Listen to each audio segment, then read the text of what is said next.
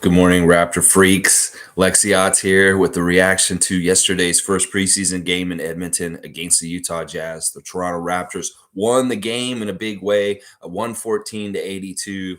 It really was kind of a tale of two halves. Really, the big key to us winning yesterday was just our overall excellence throughout our whole roster and franchise and just team and just how we are. Because, sure, the first half of the game yesterday, it was a very even match. In fact, we were only leading by one at halftime. But that was really coasting off of the really strong talent of Laurie Markkinen and Mike Conley and their starters there. But they haven't really organized what they're doing yet. Colin Sexton, people like that. But they have some good talent. Markkinen really carried that wave coming from the Eurobasket competition and showed really strong stuff. And this is kind of what I've been predicting since the Donovan Mitchell trade, that Utah may have a little remorse, Cleveland may have a little remorse about giving up Markkinen in this deal, that he may have been an X factor to part of their success last season that they did not realize what may have been kind of helpful and important to what they were doing in their success. And switching him for Mitchell may be a bad thing. But yeah, very impressive by Laurie Markkinen.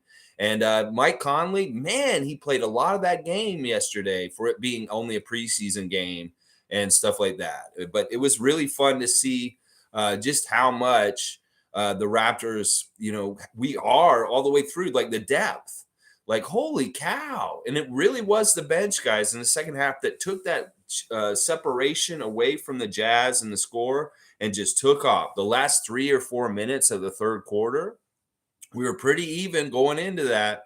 And then boom, all of a sudden they busted it wide open, got that maple syrup out and just started pouring it on real thick. And we got a nice, good layer of 100% Canadian maple syrup poured on with a thick lead at the end of the game. It was just nice and fun to watch. And then we could just chill out and check out the end of the bench guys and really kind of analyze them. So I'm glad you guys are here. Let's talk about what we saw. Let's see who we liked. We see what the plays that we liked and stuff like that. Maybe not too much critique, because honestly, in this kind of game, nobody did anything that awful or anything that wrong or anything like that. We could be real nitpicky and start looking at turnovers and like shot percentages and stuff like that. But what's the point? It's the first game in the preseason, and there's a lot of kinks to be worked out. And we definitely weren't the smoothest or like the most polished team yesterday. But it didn't matter. This is what this game is for, is to work that kind of stuff out and have these kind of little things. I know Scottie in particular, I'm going to be really watching him individually this year to really check and see how he's doing. And yesterday, I know was a frustrating game for him. That, listen, nothing was going really right for him. He had a couple turnovers he didn't like. I know he missed some shots that he would have liked to have made, and definitely missing 4 free throws is not something that Mr. Barnes enjoys doing. So I know even though the team looked really well overall, he had a frustrating game. You could tell it within the game. But besides that, even though he had a frustrating game, he became one of the best cheerleaders off the bench for the second half of the game. You saw him jumping up off the bench and getting really loud and active for the fun stuff. Those guys that are trying to make the team battling the stuff they were doing, because there was some really cool little athletic moves, like whether it's Jeff Dowtin making that guy sit down at that one point. Too bad he didn't make the basket. But that one move, wow, that guy hit the floor because of that one move Jeff did. And, stuff like Josh Jackson that he was doing out there and stuff like that, really flashy, cool plays and stuff. Like there one play where the ball went down the court, and usually it'll roll out of bounds and then they'll just reset the play. Well, it didn't go out of bounds, and DJ Wilson was able to recover it. And then he shot this crazy 3. I've never seen plays like some of the plays that happened last night. I'd never seen this kind of stuff happen before, where a play gets broken at our end or at their end and it gets batted down the court, and one of our guys just happens to grab it, and then he takes a long 3. It doesn't look like it's going to go in. And I'm still not sure how they scored that basket, because it looked like Koloko tipped it in. Didn't it look like Koloko tipped the ball in at that moment? But I almost in the replay, it also looked like it kind of just rolled around like a Kawhi spin and fell in on its own without Koloko touching it. I'm not even sure how they scored it or anything. I didn't pay attention. I should, if it was a regular season game and it really mattered, I would have paid attention to it closer to see if they took a point away from us, because it could be that that was a DJ Wilson three. Because in the score sheet, they only have one 3-pointer for DJ, and that was that one at the top of the key. But that he maybe should have had 2 3-pointers in his score sheet, because I think that botched play that he cleaned up actually went in without Koloko touching it. Although it did look like he might have touched it also. I don't know. It was so crazy. Such a crazy play. I'd never seen that. And then Kessler's free throw. That was so weird. Like, that is the one of the weirdest things I've ever seen. Alvin said it. I have never seen that in my life, ever, in a basketball game. That somebody shot a free throw and it hits the front of the rim and bounces so soft, it wedges in between the rim and the backboard. That's just silly, crazy circus shit. This is stuff with the old basketball heads like me. They're like, whoa, I now have seen something that I've never seen before in a basketball game just now. Wow, because I've never seen that. That is crazy how he did that. I mean, I know it's frivolous and silly, but it was weird. It was weird, that free throw by Kessler. Oh my gosh. Salute Logical Raptors Fanatic. Go check out Logical Raptors Fanatic. New content yesterday, stuff centering around Rico Hines and his interview last week and stuff like that. Great stuff, Logical Raptors Fanatic. I watched it yesterday. Really enjoyed it. Tom Duke is here. Good morning. Good start. Let's eat. Well, the Raptors got a little portions for everybody yesterday. Nobody going over 18 minutes. Nobody playing too much. And, you know, I know who the star of the game was, and it's who's in the thumbnail. I don't know how he did this.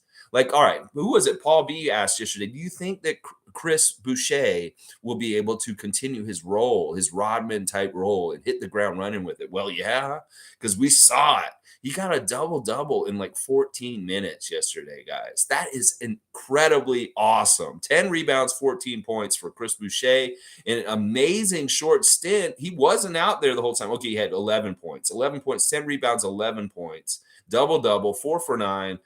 4 of them offensive rebounds. And he really was doing the Rodman. Like, he was an energy dude. He was all over the place bugging people. He was going and getting those rebounds, which I love. Him and Precious were both like that yesterday. Just very aggressive on the boards. And Chris, wow. If you can replicate what you did yesterday over a 10, 15-minute span in every game this season, you will be such a useful player for us as far as your energy, hustle, and getting after those rebounds. Fantastic job. Chris Boucher is my star of the game, honestly. I couldn't believe he had a double-double, not a triple-double. At the end of the game, when I saw the box score, I was like, he got a double-double in that short little time that he was out there? Wow. And this isn't even him like hitting a 3 or anything. He did hit a 3, but it's not even like that's extra gravy on top. So Chris Boucher, you are my superstar of the game. And just impressive, because that's the stuff I love to see. All right, Tom Duke has got the pancakes out, the waffles, and the vat of 100% Canadian maple syrup. He saw that nice thick layer that we got. Mark Davis, his favorite dish, served up real nice for him. Some Canadian flapjacks. Yeah, Mark loves those pancakes, and we had them served up real nice for him in Edmonton last night. And I want to give so much appreciation to the crowd in Alberta. You guys were fantastic. Listen, y'all should be very proud of yourselves. Y'all sounded like us here in Toronto during the playoffs last night. I was so proud to hear the way you guys were cheering the team, the way that Let's Go Raptors was hearing and echoing out throughout the whole arena, the way you guys were standing outside, lining up. There's just the amount of people that showed up and supported the team yesterday. Fantastic job, Edmonton. Y'all are real ones. You really are. And the team really noticed it. Like Fred and Chris and different people have been posting about it on Instagram today, talking about how awesome Edmonton's energy was, that y'all really, really showed up and you did it right, like how we like to do it here in Toronto at Scottie Bank Arena. So good job. You really made that environment for a preseason game. And I am so proud of that. I love how you guys were so astute and you knew when to boo Mark Davis. You knew this stuff like that. You know, Edmonton hasn't always, I don't know how much their knowledge has grown over the years of basketball, but it definitely has, just like it has here and stuff like that. And I'm so proud of it. I mean, it's crazy. They're sitting there doing their interviews after the game, Fred and Chris, and they're chanting their names through the glass at them. And like Fred's like, I don't know if they're gonna keep doing this or not, because they're going, Freddie, Freddie. Such badass energy by Edmonton. And thank you. We love you. Thanks for taking care of our Raptors last night. Our Raptors, all of us, our whole country's Raptors. We're in good hands with the fan base with Edmonton last night. Oh my gosh, so good, so good. Let's see. Official salutes going back and forth, and Tom is speaking in his Rebus language. I love it. Happy Monday to you, Tom. Always good to see you, my good friend. And let's see what you guys are saying. I love it. There's so much down here. Let's get to it all. Shane Waters saying that was too easy yesterday. Let's go Raptors. It didn't seem easy at first. In fact, I was getting frustrated how much of a fight Utah was putting up with us in the first half. But, that is kind of a testament to, the skills of some of their talent. They really do have some good talented guys. Like Mike Conley, man, he kind of really does stick out like a sore thumb on that team. And you got to wonder, like, what are you doing, Utah? Because you do kind of have a team that may compete. Like that team may be better than San Antonio. That team may be better than Houston. That team may be better than Oklahoma City. And y'all need to watch out if you're trying to get Victor, because you got a good team in some ways, and you may win more games than you want to this year. Not that I'm endorsing tanking, but really what you did this offseason kind of endorses it, that you're going to do that. But you may be too good on the down low to tank properly, Utah. So be careful. And I think it has to do with their new young coach, Will Hardy. Very interesting young kid. I was thinking about it from his perspective. What a weird summer. You're the top assistant to the Eastern Conference team that went to the finals. And, you get an offer from your former boss, Danny Ainge, who, I'm going to say this right now. I don't know how Danny Ainge left Boston Celtics franchise, whether it was good or bad or not. And, listen, there may be some sort of animosity. Well, what if he knew something weird was going to happen with Boston and stuff like that? Because, there's more that's come out about Udoka. Apparently, this behavior has been consistent through his whole career, and they've just put up with it. That he kind of has side pieces all over the place. In fact, the really irritating, infuriating thing that happened was he had that relationship with the travel helper, and then they told him not to do it anymore. And now I'm hearing, because more's coming out, that he went around and initiated another relationship with the wife of a vice president of the Boston Celtics after being warned about the person that helps the travel and stuff like that. So he can't help it. He's just that kind of dude. And this is so stupid. Why would you let him get all the way up to that point if he had this reputation already? Seriously, this is crazy. He's not going to coach again, obviously, because he can't keep it in his pants. Well, okay, Danny Ainge maybe saw this situation forming up or starting to happen because he just knew. And he's like, you know what? I'm going to mess up Boston a little bit. I'm going to take their best assistant coach just in case. And he did. He said, there's an offer. You know what, Will Hardy, you could be the head coach of the Utah Jazz tomorrow because Quinn Snyder's gone and I need somebody here. And he's like, oh, yeah, I want to be a head coach so bad. I'll come take it. So he shows up in Utah and he's like, all right, listen, now we're going to trade your franchise players all of a sudden. He's like, wait, you had Rudy Gobert and Donovan Mitchell when you hired me. No, we're getting rid of them. We're going to be rebuilding. Yeah, we want to try and get Victor. So, whoa, wait a second. I didn't necessarily sign on for this. And then boom, Udoka, scandal, bam, out. And now they're like, we need to hire the next guy. That would have been Will Hardy.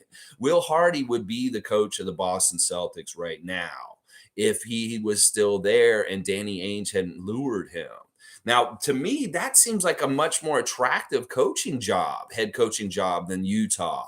That Danny Ainge kind of screwed Will Hardy over from getting the Boston head coach job after Udoka went out with the scandal. So I have a weird feeling that Will Hardy regrets coming to Utah, that he may understand that he might have taken that job instead of Missoula and stuff like that. Very, very interesting stuff. Boston did play yesterday, and they blew out their opponent. But this is what's been happening in preseason. The better team in the matchups, whether it's the Warriors versus the Wizards, has been blowing out the other team, just like we blew out Utah last night. You can't read too much into these games and stuff like that. in some ways. But we do have footage to watch some Boston Celtics highlights to get us ready for Wednesday, the second game of the preseason. Celtics in Boston, baby. It's on like Donkey Kong, baby. Yeah. All right, let's see what else you guys are saying. Tom Duke said, lots to break down. Why didn't Justin play? And did Josh Jackson's value rise? All right, good questions, Tom. I don't know why Justin didn't play. And once again, I'm going to say this over and over again. He is not helping himself by not playing. And I know maybe he's not allowed to play because of medical issues or something like that. But this is bad. You know, you guys talk about OG being injury prone, maybe Cam Birch being a little injury prone. Well, somebody you need to add to that list is Justin Champagnie. All last season, he was injury prone, even during the season. He missed a lot of time. And well, now this summer, he's missed Summer League. He's missed Rico Hines, and now he's missed the first preseason game. This is not a good pattern of establishment. I don't want to think he's soft or fragile or somebody that just can't be there, but this is what this is looking like right now. And it may be real easy for Nick Nurse and them to cut him because they just have to, because he just wasn't there present to play for the games. It's really, really bad that he didn't play yesterday. Really bad. Seriously. I was saying this in Summer League, and that was 3 months ago. And now at this point, he's still not playing. This is really bad. And especially as bad if it's a different kinds of injuries. Like it was his wrist this summer. What is wrong with him now? Why was he able to play a little bit at Rico Hines? Why was he participating at training camp? But now he's not playing in the preseason game? He is not going to make this team if he doesn't get out there and earn it. And he can't earn it from the bench, is what I'm going to say it right now. Josh Jackson definitely had his stock rise, Tom Duke. He looked really interesting. Like his defense was pretty good. He was a little bit clumsy and awkward at times, but he worked through it. And we saw talent that was from that fourth pick in the draft kind of talent. And he really is kind of a good cautionary tale for Scottie. Like he could see this guy. This guy got drafted the same position as me in the league. And I can see where he is like at this point, this many years in the league. And Scottie's got to think, wow, I can compare this to my situation and be very grateful that I'm on a team that is going to take care of me and develop me to my fullest. Because this guy did not get in that situation in the same draft pick number from his draft. So it is a really good kind of cautionary tale for somebody like Scottie to really realize how grateful and he should be that the Raptors drafted him and stuff like that. But yeah, Josh looked great. I love the unselfishness to Gabe Brown on that one play in the break. I love that he hit some really nice shots. He had a nice dunk, and his stock definitely went up. I mean, DJ Wilson did pretty good too. So I would say those two guys out of the battle to make the team did the best as far as things. But Josh Jackson probably did the best out of those guys really trying to make it. So yeah, good job, Josh. You're taking that brass ring and you got to do it. This is do or die for you. I know it is. And this is important. Logical saying Koloko is fast as hell. I'm excited about him. Yeah. Yeah. We saw a little bit of what I expected from him, a little bit of everything, good and bad.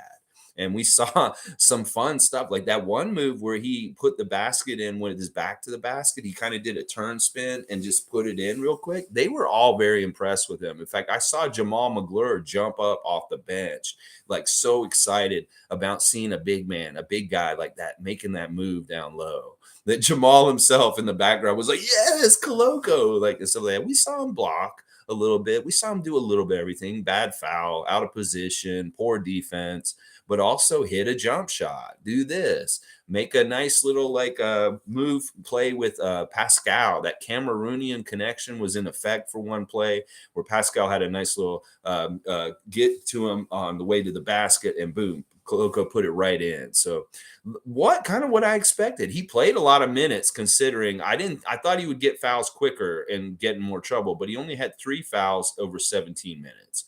3 for 5 from the field, 7 points, 3 rebounds. He did not get a block, though, which is really weird. But he was definitely intimidating, and he is an effect on the court. Like, when he's out there, he makes people think twice about coming near the rim where he's standing and stuff like that. So he may not have got a block, but he was definitely a presence. Tom Duke saying, Konono is going to be a part of our main rosters near future. Just not sure how much. Bench committee is strong. You're right, Shane. Too easy. Well, it was very interesting that he was one of the first people that came off the bench. We saw it in different ways. Like, it's very interesting how Nick did the rotations and who came in first and stuff like that. We saw Thad come in very early, only do like a little bit of 5 minutes or stuff like that. But then we saw Koloko coming in with Malachi, and that was fairly early too. And that was kind of a tip to say, like, look, these guys are in this pecking order, this pecking order. You know, you got Chris and Precious, first guys off the bench, Thad, and then you got Malachi and Christian. So Christian really is in that. I think we can gauge him since he came in with Malachi as being at kind of the same place on the roster as far as like where they are in the pecking order of the rotation. That they're right. He's right around Malachi, I guess, is what we're showing. Now, another interesting thing that Nick did was in the second half, he started a different unit than he'd started because he didn't play Fred, Pascal, and OG in the second half. I don't. Gary was in that second half though for just a little bit. Gary and Scottie, and they started Wancho, Kem Birch, and I want to say who was it? Maybe it was Malachi or something in the second half. And look, Kem looked great. Like I was really impressed with Kem yesterday. I didn't think he was going to play, first of all, because it sounds like he's not totally right. But listen, this is the thing about what Kem was doing out there. He was moving so much better than he did last season. I know you guys noticed that too. And he was doing all the normal stuff that we love that he does, like hitting the boards hard, good, gritty, tough defense. He was taking licks. He got knocked in the face again.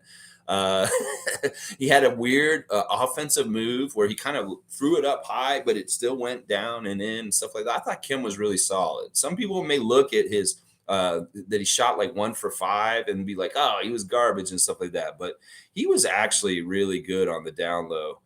Because he played really hard. He got 4 offensive rebounds, 5 altogether, 5 points in 11 minutes and stuff like that. So I was really impressed with Kem and the way he was moving.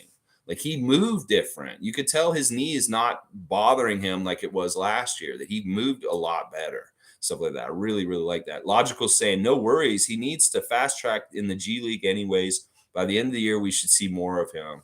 I think that we're going to see him a lot like Delano. I think that we really are like last year. Delano got in regular season games all the time. It may have been only for like 5 minutes or 10 minutes in some games and stuff like that. But I think we should expect to see Koloko used on the main roster regularly, just like Banton was last year.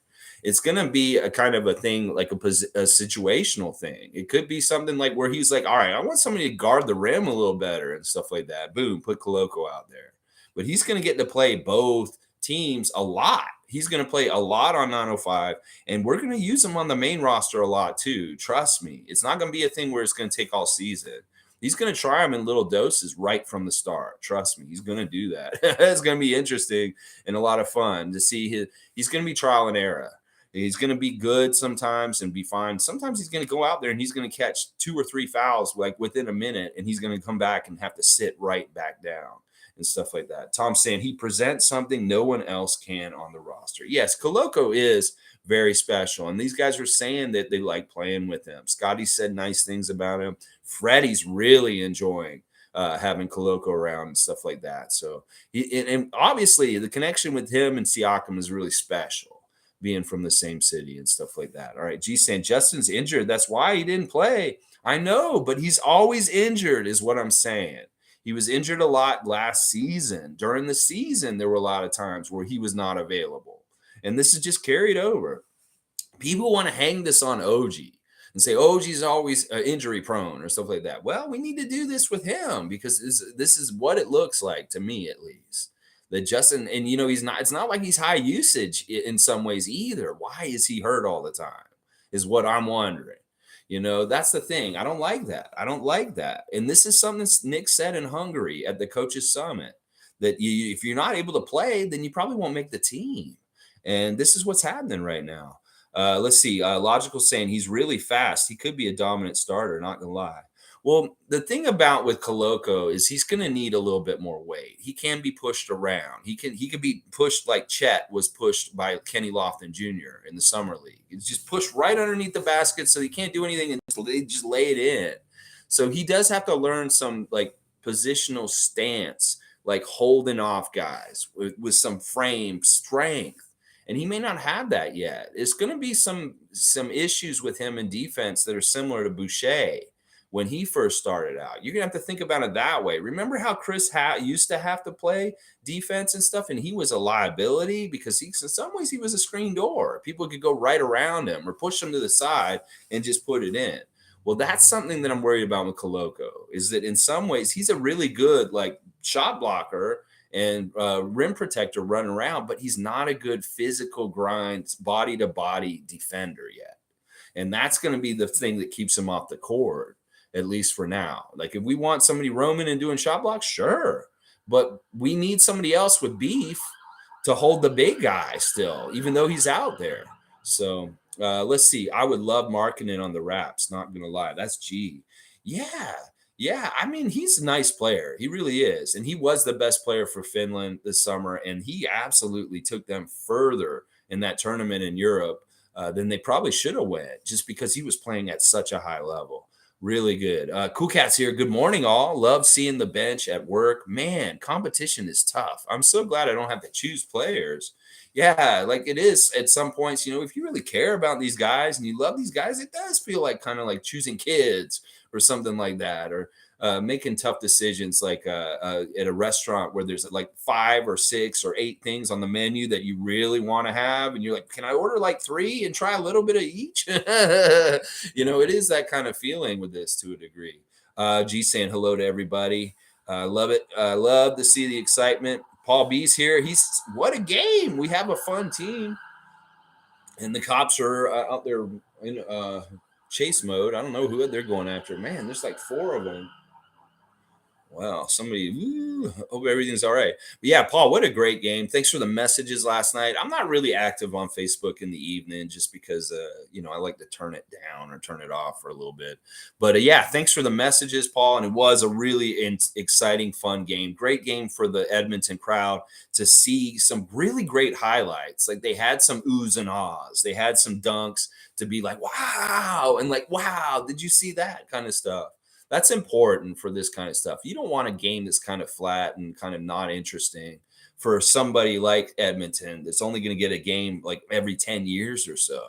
So really important for them to show a show. And I think that we were successful in that. Even Utah had some nice highlights and good, like nice moves and stuff like that for them to enjoy also. So Duke saying Josh Jackson going to get some votes from the coaches after last night's game. Love the savvy move on the bad pass from DJ Wilson, tap it back the pass defender. Yeah, that was a really impressive. That was a bad pass, and that was really going to get taken, but he had that nice little tap, and that did really show some veteran acumen. And he played it perfectly, and then he had that nice little dunk off of it. So, yeah, I think he did go up in stock as far as things. We're keeping track of this and their stocks. Josh Jackson's stock just kind of jumped up a little bit. Now, I don't know where he is in relation to everything because there's still a few preseasons of games to go, but this one did not hurt him. This was a good first preseason game for him. He did like make himself noticed, and he was very effective in different ways and stuff like that. He's a little shorter than I thought he was, though. That's the one thing I will say. I thought he was taller. I remembered him being taller. And that is bad in some ways on this team. But look, he looks real active and really all over the place, which is good. So excited, Tom Duke. Cool Cat saying the core guys were enjoying our bench mob. Yeah, a little light lifting for these guys. I mean, it's not like any of them looked super impressive. Pascal did not play well actually in a lot of ways, but he did get 7 points on 3 of 9 shooting, 4 rebounds, 2 assists, a steal. He had 4 turnovers. So Pascal didn't have a real sharp game, but he was fine. He played within it, and he was contributing still, even though he wasn't that effective. OG opened the game with that 3, and then very quiet after that. He played like one little stint, and then he barely played hardly at all after that. Scottie got a little bit more run, 8 points, 5 rebounds, 3 assists, 2 steals, a block. 3 for 5 from the field. He missed 4 free throws. I know, like I said earlier, Scottie was frustrated with how he played in that game. He did not play smooth. He did not do the correct thing in each and every moment like he wants to do. and that frustrates him. So I could tell he was personally frustrated, but for the team and how the whole night went, I'm sure he was very happy and excited and felt successful about that.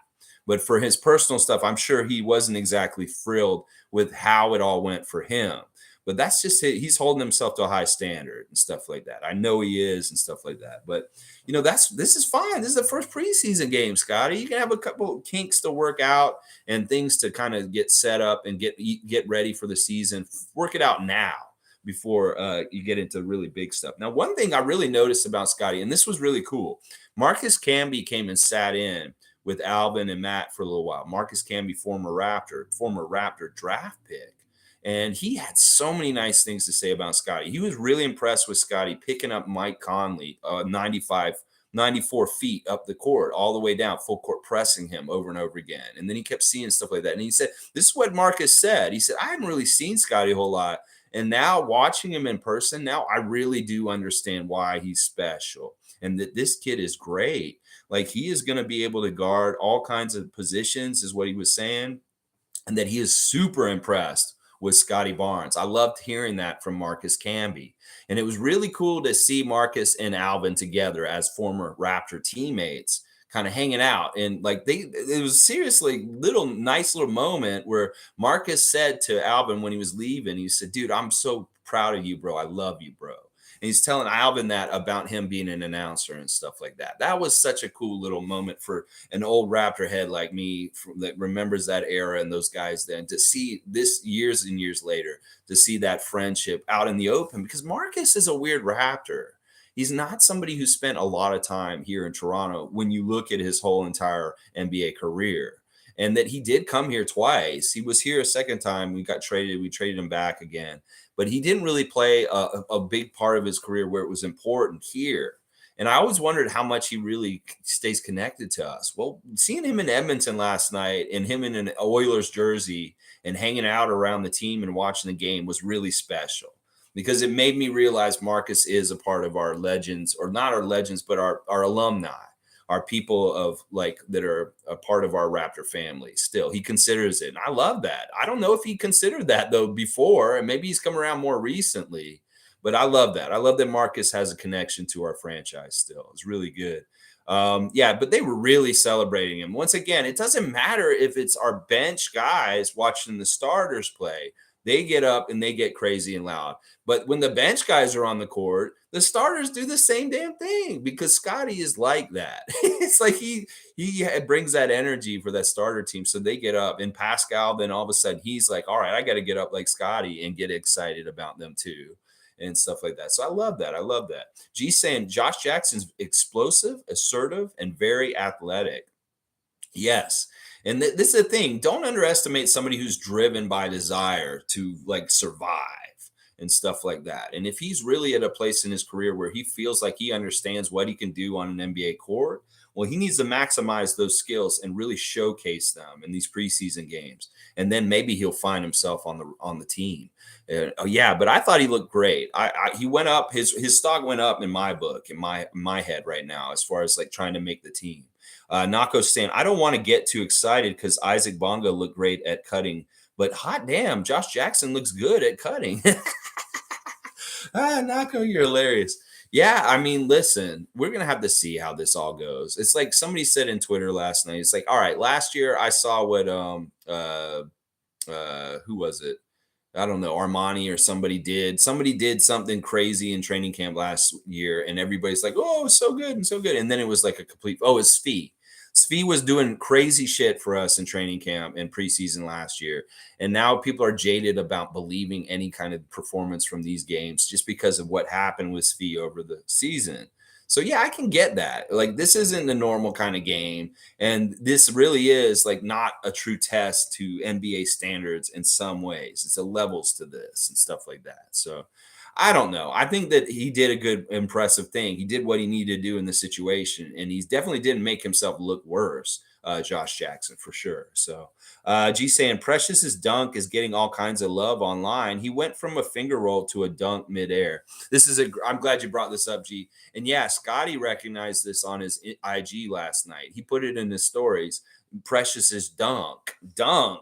He called it, he glitched. He said, this is what Scottie said. Scottie said that in midair, he glitched just like in NBA 2K23. Because you can do this. Like there's an animation where you're going to the basket and it'll look like you're trying to lay it up.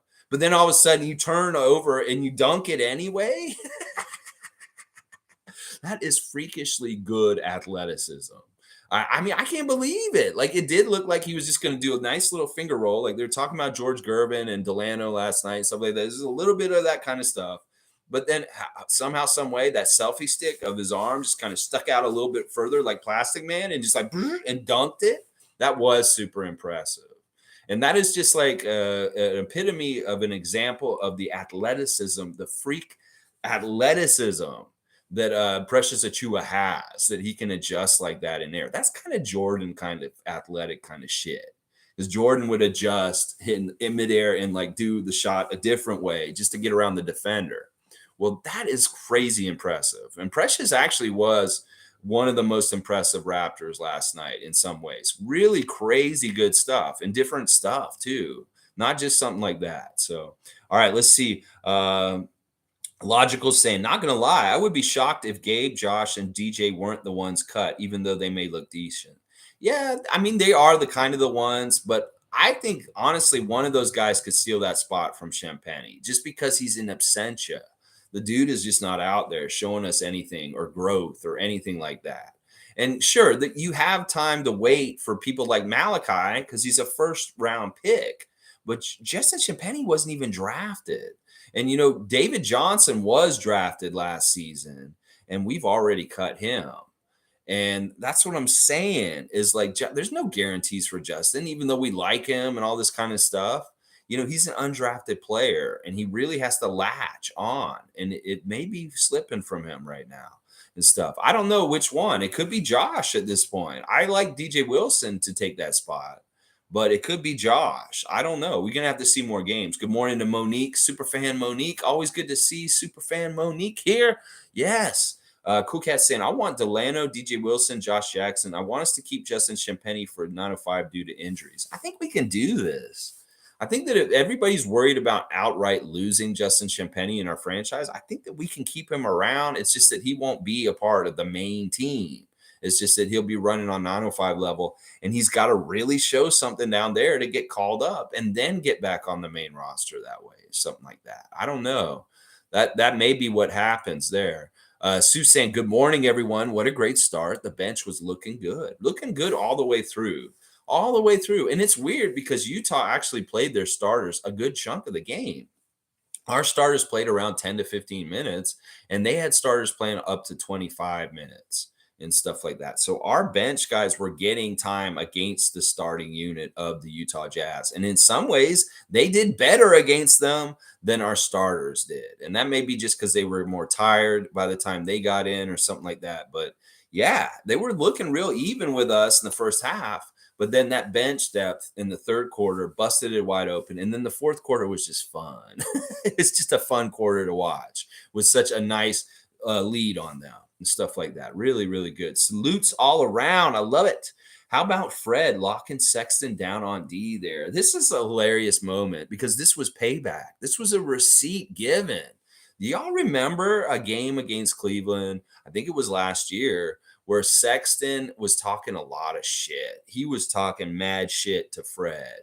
And he kind of was being embarrassing. And like he was a little bit like, all right, I'm going to talk about something today because Kareem has come out and said something about the state of the game and the way the players are acting and how it's influencing young people and the way they play. We've seen some really bad highlights from youth basketball recently where kids are throwing the ball off of other kids' faces to make shots.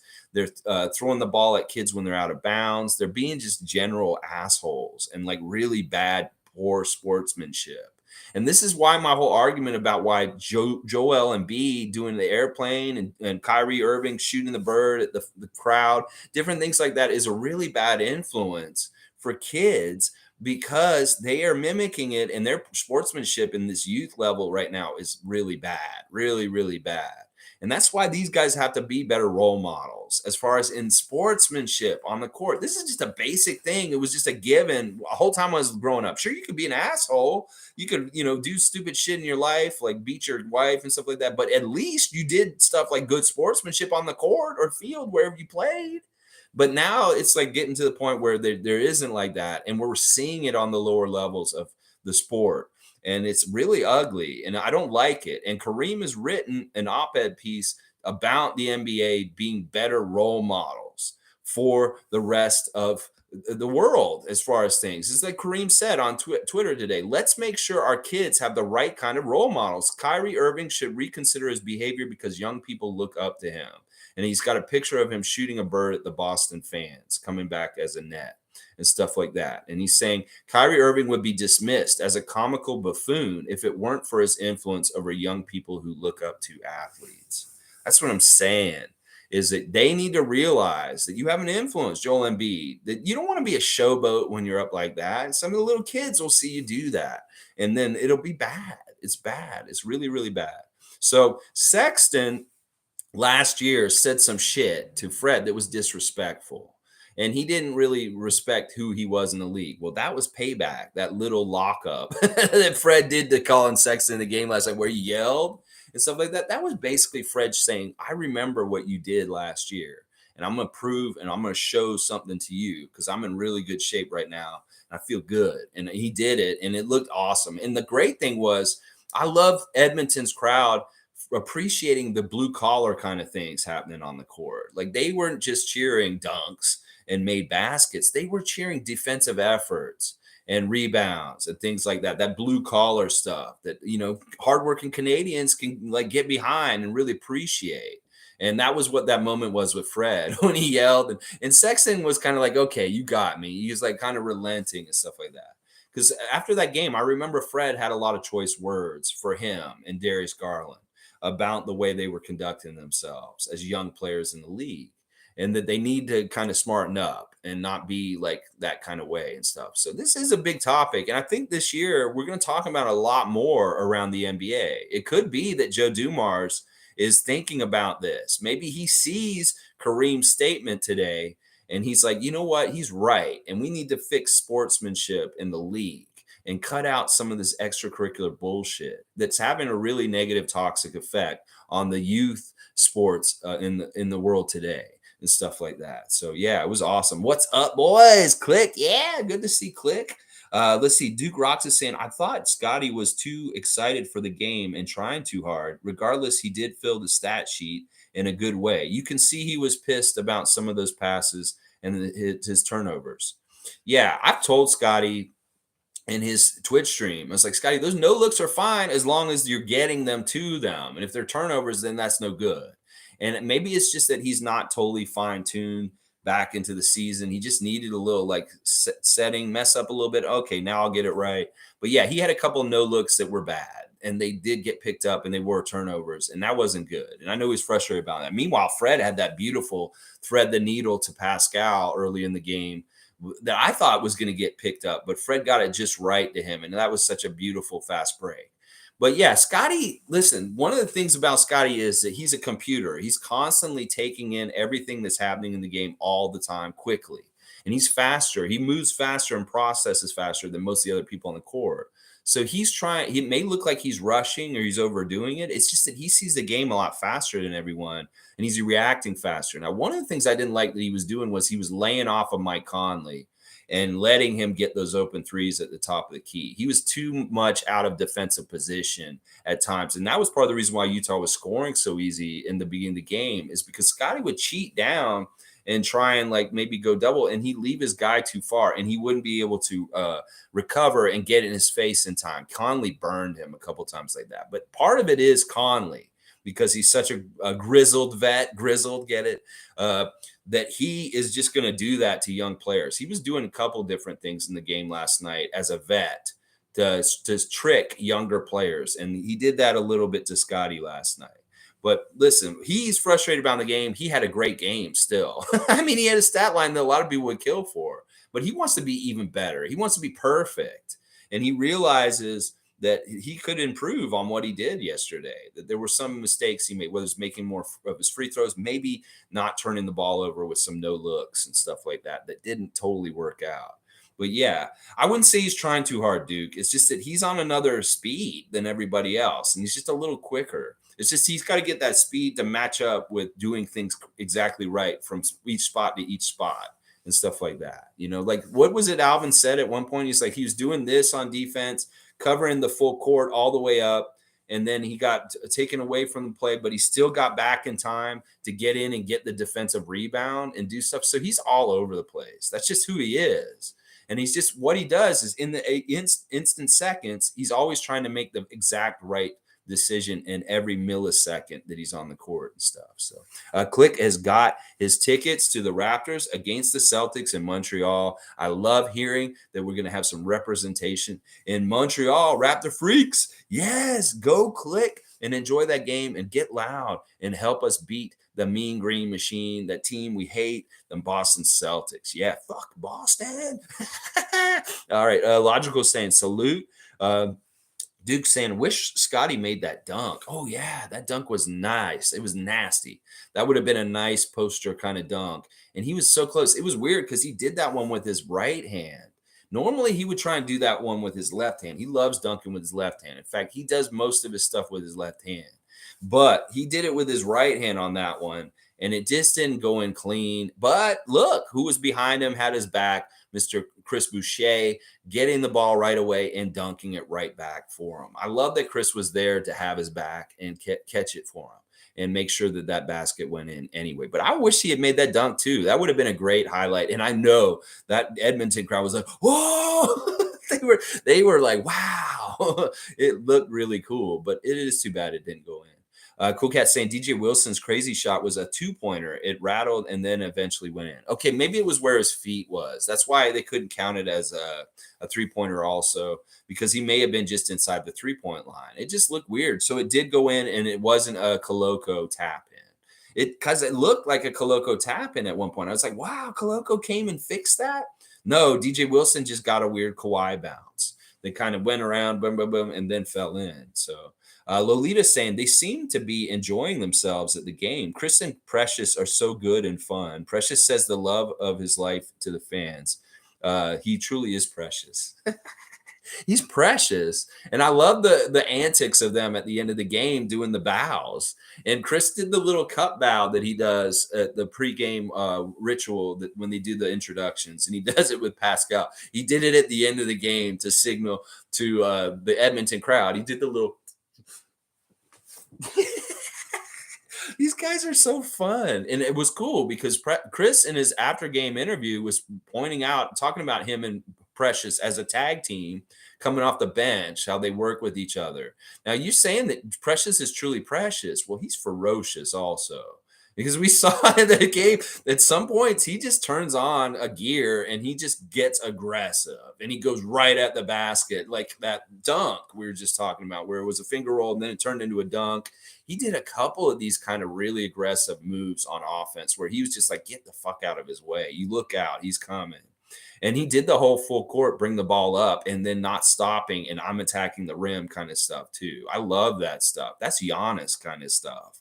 Like where you pick up the ball full court and you're bringing it down the court and you just like, you're not stopping. You're just going to go and attack the rim and come right at it. Yeah, he did that. Scottie did it a little bit too. I mean, that's what that dunk was. It's funny because we had a transition and they called it and said, okay, no, stop. And then was like, it was a fast break. And I was like, damn, we didn't get a transition fast break.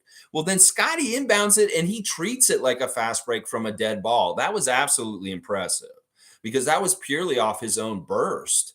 Like they threw the ball into him after the ball was dead ball and they threw it in and he stepped right into a fast break. He initiated his own fast break when he did that dunk he missed.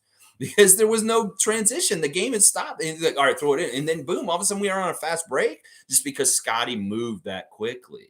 I love that. It's crazy. Like him and Precious have that kind of burst to get going that quickly and stuff like that. And the ref rules were different. I don't know if you guys noticed this, but the referees were letting them inbounds the ball without them having to touch the ball and give it back to them. Did you see that?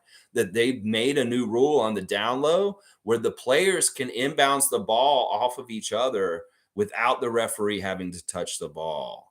And that is a huge improvement. That was one of my complaints last year, that the refs can manipulate the transition game by holding the ball too long and allowing the defensive team get in position. Well, if the players can actually, like, the basket scored, one of the guys grabs the basketball under the basket and inbounds it real quick to another player, that is legal now. And this is the thing. If they're like Kyle, if they're like Fred, if they're like some of our other guys, they could really use this to an advantage to get a good fast break going quick. Because some players will react and then, oh, it takes some time. Well, if we just don't give a shit and we jump right on the ball and inbound it right away, all of a sudden we're running up the court and with them on their heels. That's really smart. And I hope that if this is the way the rules are going to be this year, we're going to see this kind of inbounding the ball really quickly after a basket by the other team and taking the ball right up the court and shoving it down their throat, like right away, right afterwards. I want to see this. Because if this is true, if this is not just a preseason weird trying out thing, and this is going to be the rule for the season this year, this is a really good advantage for an energetic, hardworking team like us. Because we'll see this as an opportunity to get an edge, to get more quick transition in after baskets made. Forget about getting the rebound and getting going the other way. This is going to be after baskets. So, and we did see the take foul a little bit. There was a situation where we thought we would see the take foul called for us, but they did make a play on the ball instead. So it wasn't technically a take foul.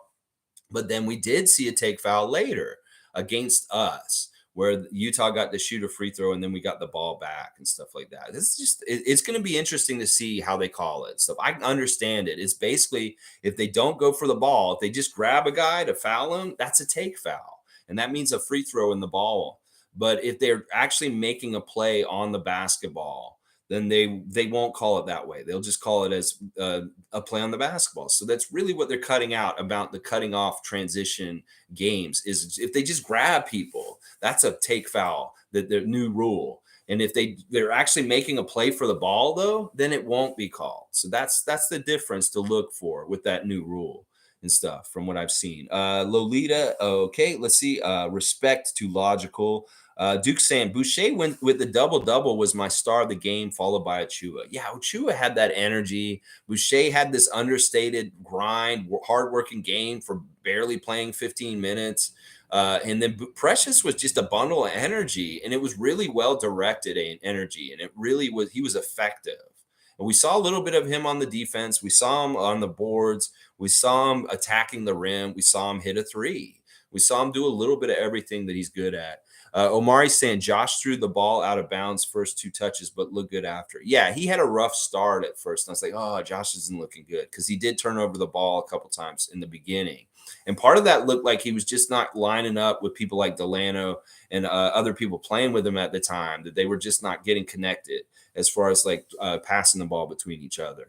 Stuff like that. Logical saying Precious looked legit in the open court. Not going to lie. He really did. He's been watching people like Tim Hardaway Sr. this summer.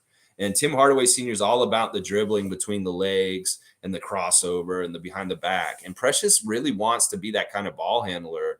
And like, you know, just as much as Jeff Dowtin made that guy sit down with his little behind the back dribble, Precious wants to do that kind of stuff too. So we should see him do some crazy, like breaking ankles kind of stuff at different times. But yeah, he did look legit. And I'm not afraid of him doing whatever the fuck he wants on the court. Like last year. Last year, we were all a little worried about him being so raw and like unpolished. But this year, it's not like that. It's like, go ahead. Let's explore what Precious can do out there. We're not worried about him like dribbling the ball off his foot or like making a bad turnover or something. Even if he does, we've seen so much good things happening more often than not.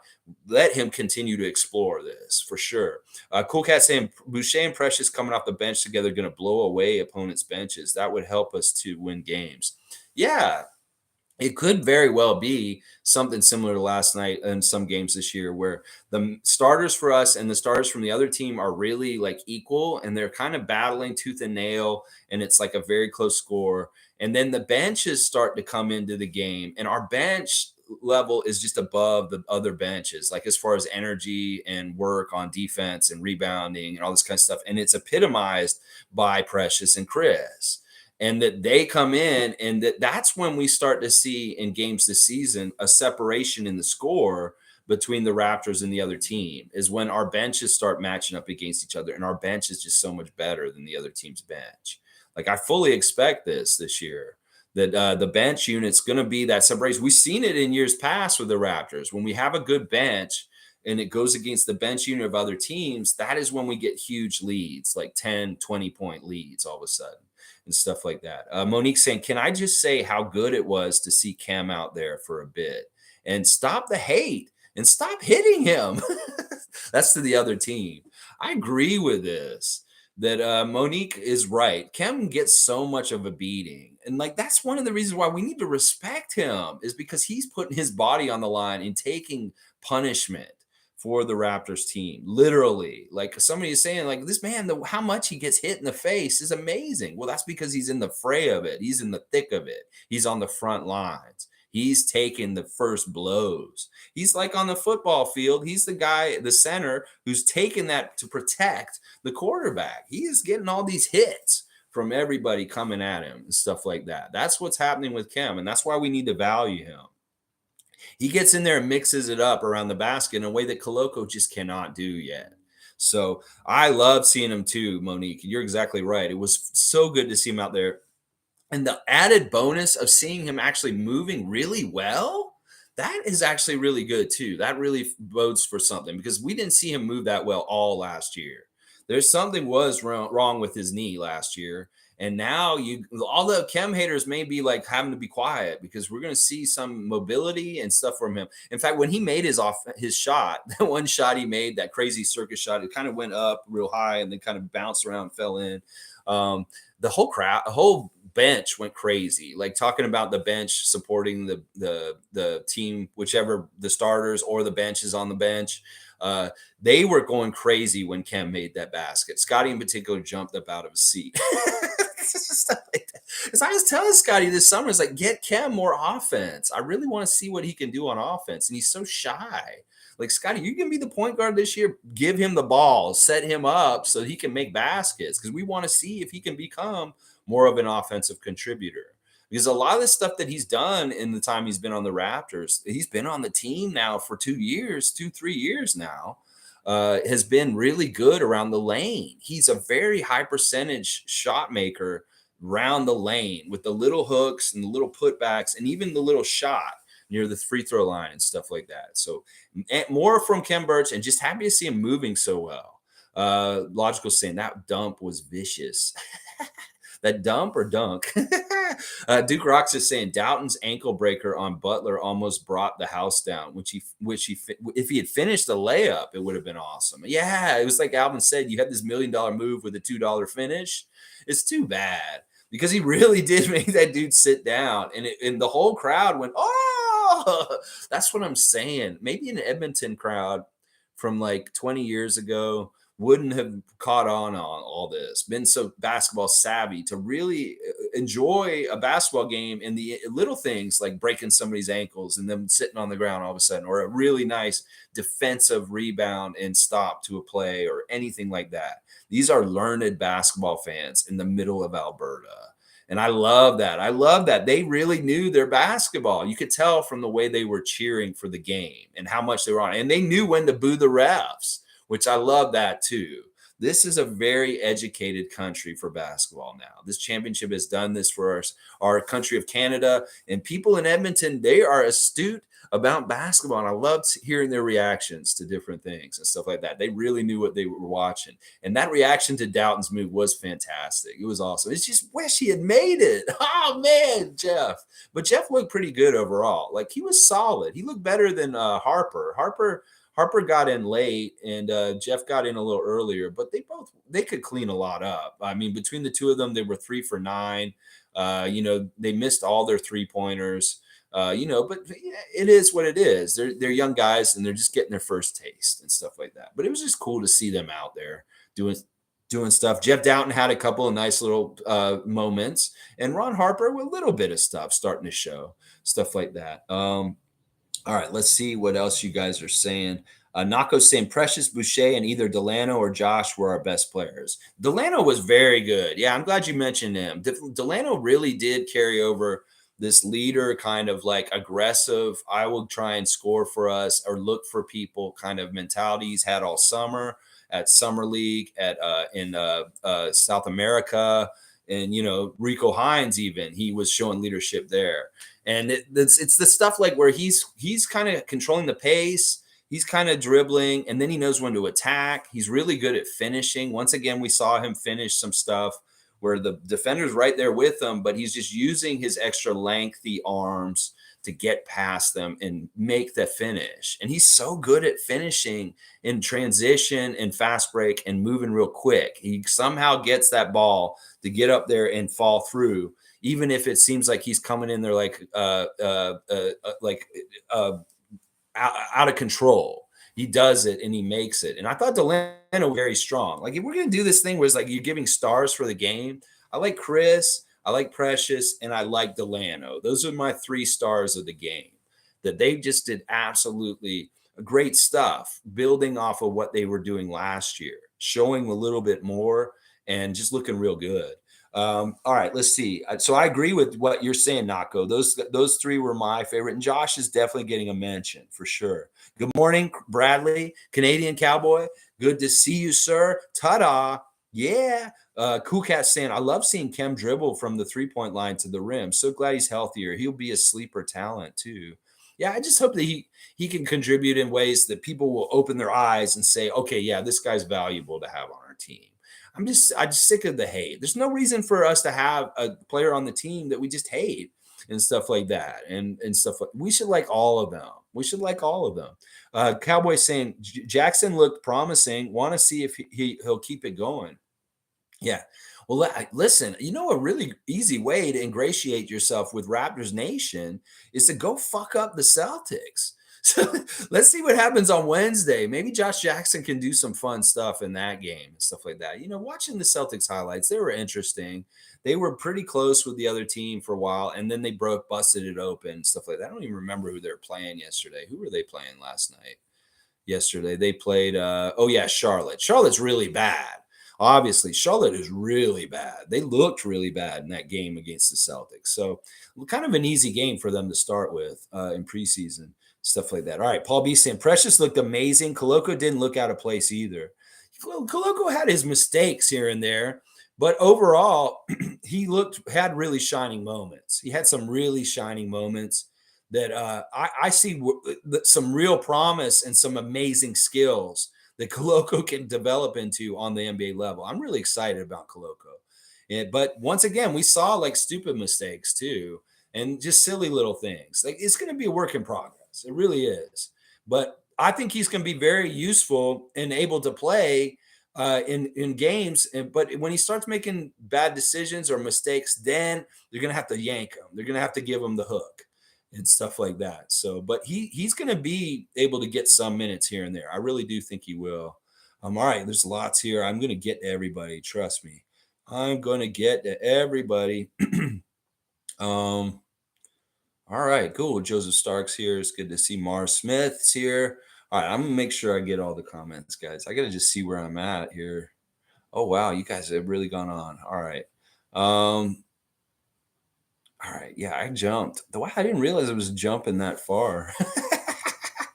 Okay, we'll make sure we get here. All right, here we are. We're here. G saying Birch's effort on the team is underrated. When he's on, they seem to play better because he does all the dirty work. Well, he started the second half, and that is where we separated from them. This is a phenomenon that maybe some Raptor fans have noticed, that when Kem Birch is out there, we win. We start winning. We start getting a lead and stuff like that. And that's not a coincidence, that he does have something to do with that. And so I really do think he has an understated effect on our team that people just don't realize completely and stuff like that. Logical saying, I think Kem has more to offer ceiling wise. He wants to be here bad. This is the thing. He has offensive skills that we haven't even tapped into. He did more offensively in some ways in Orlando than he's done for us. And we need to get back to that. It's almost like he's been really relegated to defensive and rebounding and grunt unsung dirty work. And that is really what he's doing. And that's why the average fan is like, well, what does he do? He's like, well, he's doing some of the hardest shit for us on our team and stuff like that. So Monique's saying, what did you think of your guy, Alvin, Lex? I thought he sounded good in his first game of the season back. He did sound a lot more professional. He was having a good, fun time. There was one point where Alvin said this, and I was like, this is hilarious. He said that Alvin said that Kyle Lowry's a bad actor and that he should not try and keep acting. He even said he thinks he's Denzel Washington. That had me rolling on the ground because, listen, last night's game was interesting. In the States, they saw Matt Devlin and Alvin Williams broadcast. They didn't have American announcers all the way up in Edmonton for the game. And when they showed it on NBA TV yesterday, they did the whole pregame with who was it? Steve Smith and some other guy. And they talked about Utah on 100%, the whole lead in. They did not talk about us a little bit at all in the pregame. They talked about them being changing, Will Hardy, Donovan, Rudy are gone, all this kind of stuff. And then the game started. And I was like, oh, who's going to be announcing this? And then I heard Matt Devlin's voice. And I was like, oh, this is awesome. And so the American audience got to see the game from our perspective if they watched that game. And they got to see everything that they said. So Alvin said that Kyle is a bad actor on Nation TV down in the States. I know that they're best friends and they have a friendship. This isn't Alvin being mean to Kyle. This is just him having fun with him in the broadcast. But I'm sure Lowry's it's gonna come back to him that Alvin thinks he's a bad actor and he needs to stop. I love that so much because he was talking about Hustle. They were talking about Hustle and Bo Cruz and Kyle being in that movie. He's like, Alvin just straight up said he's a bad actor.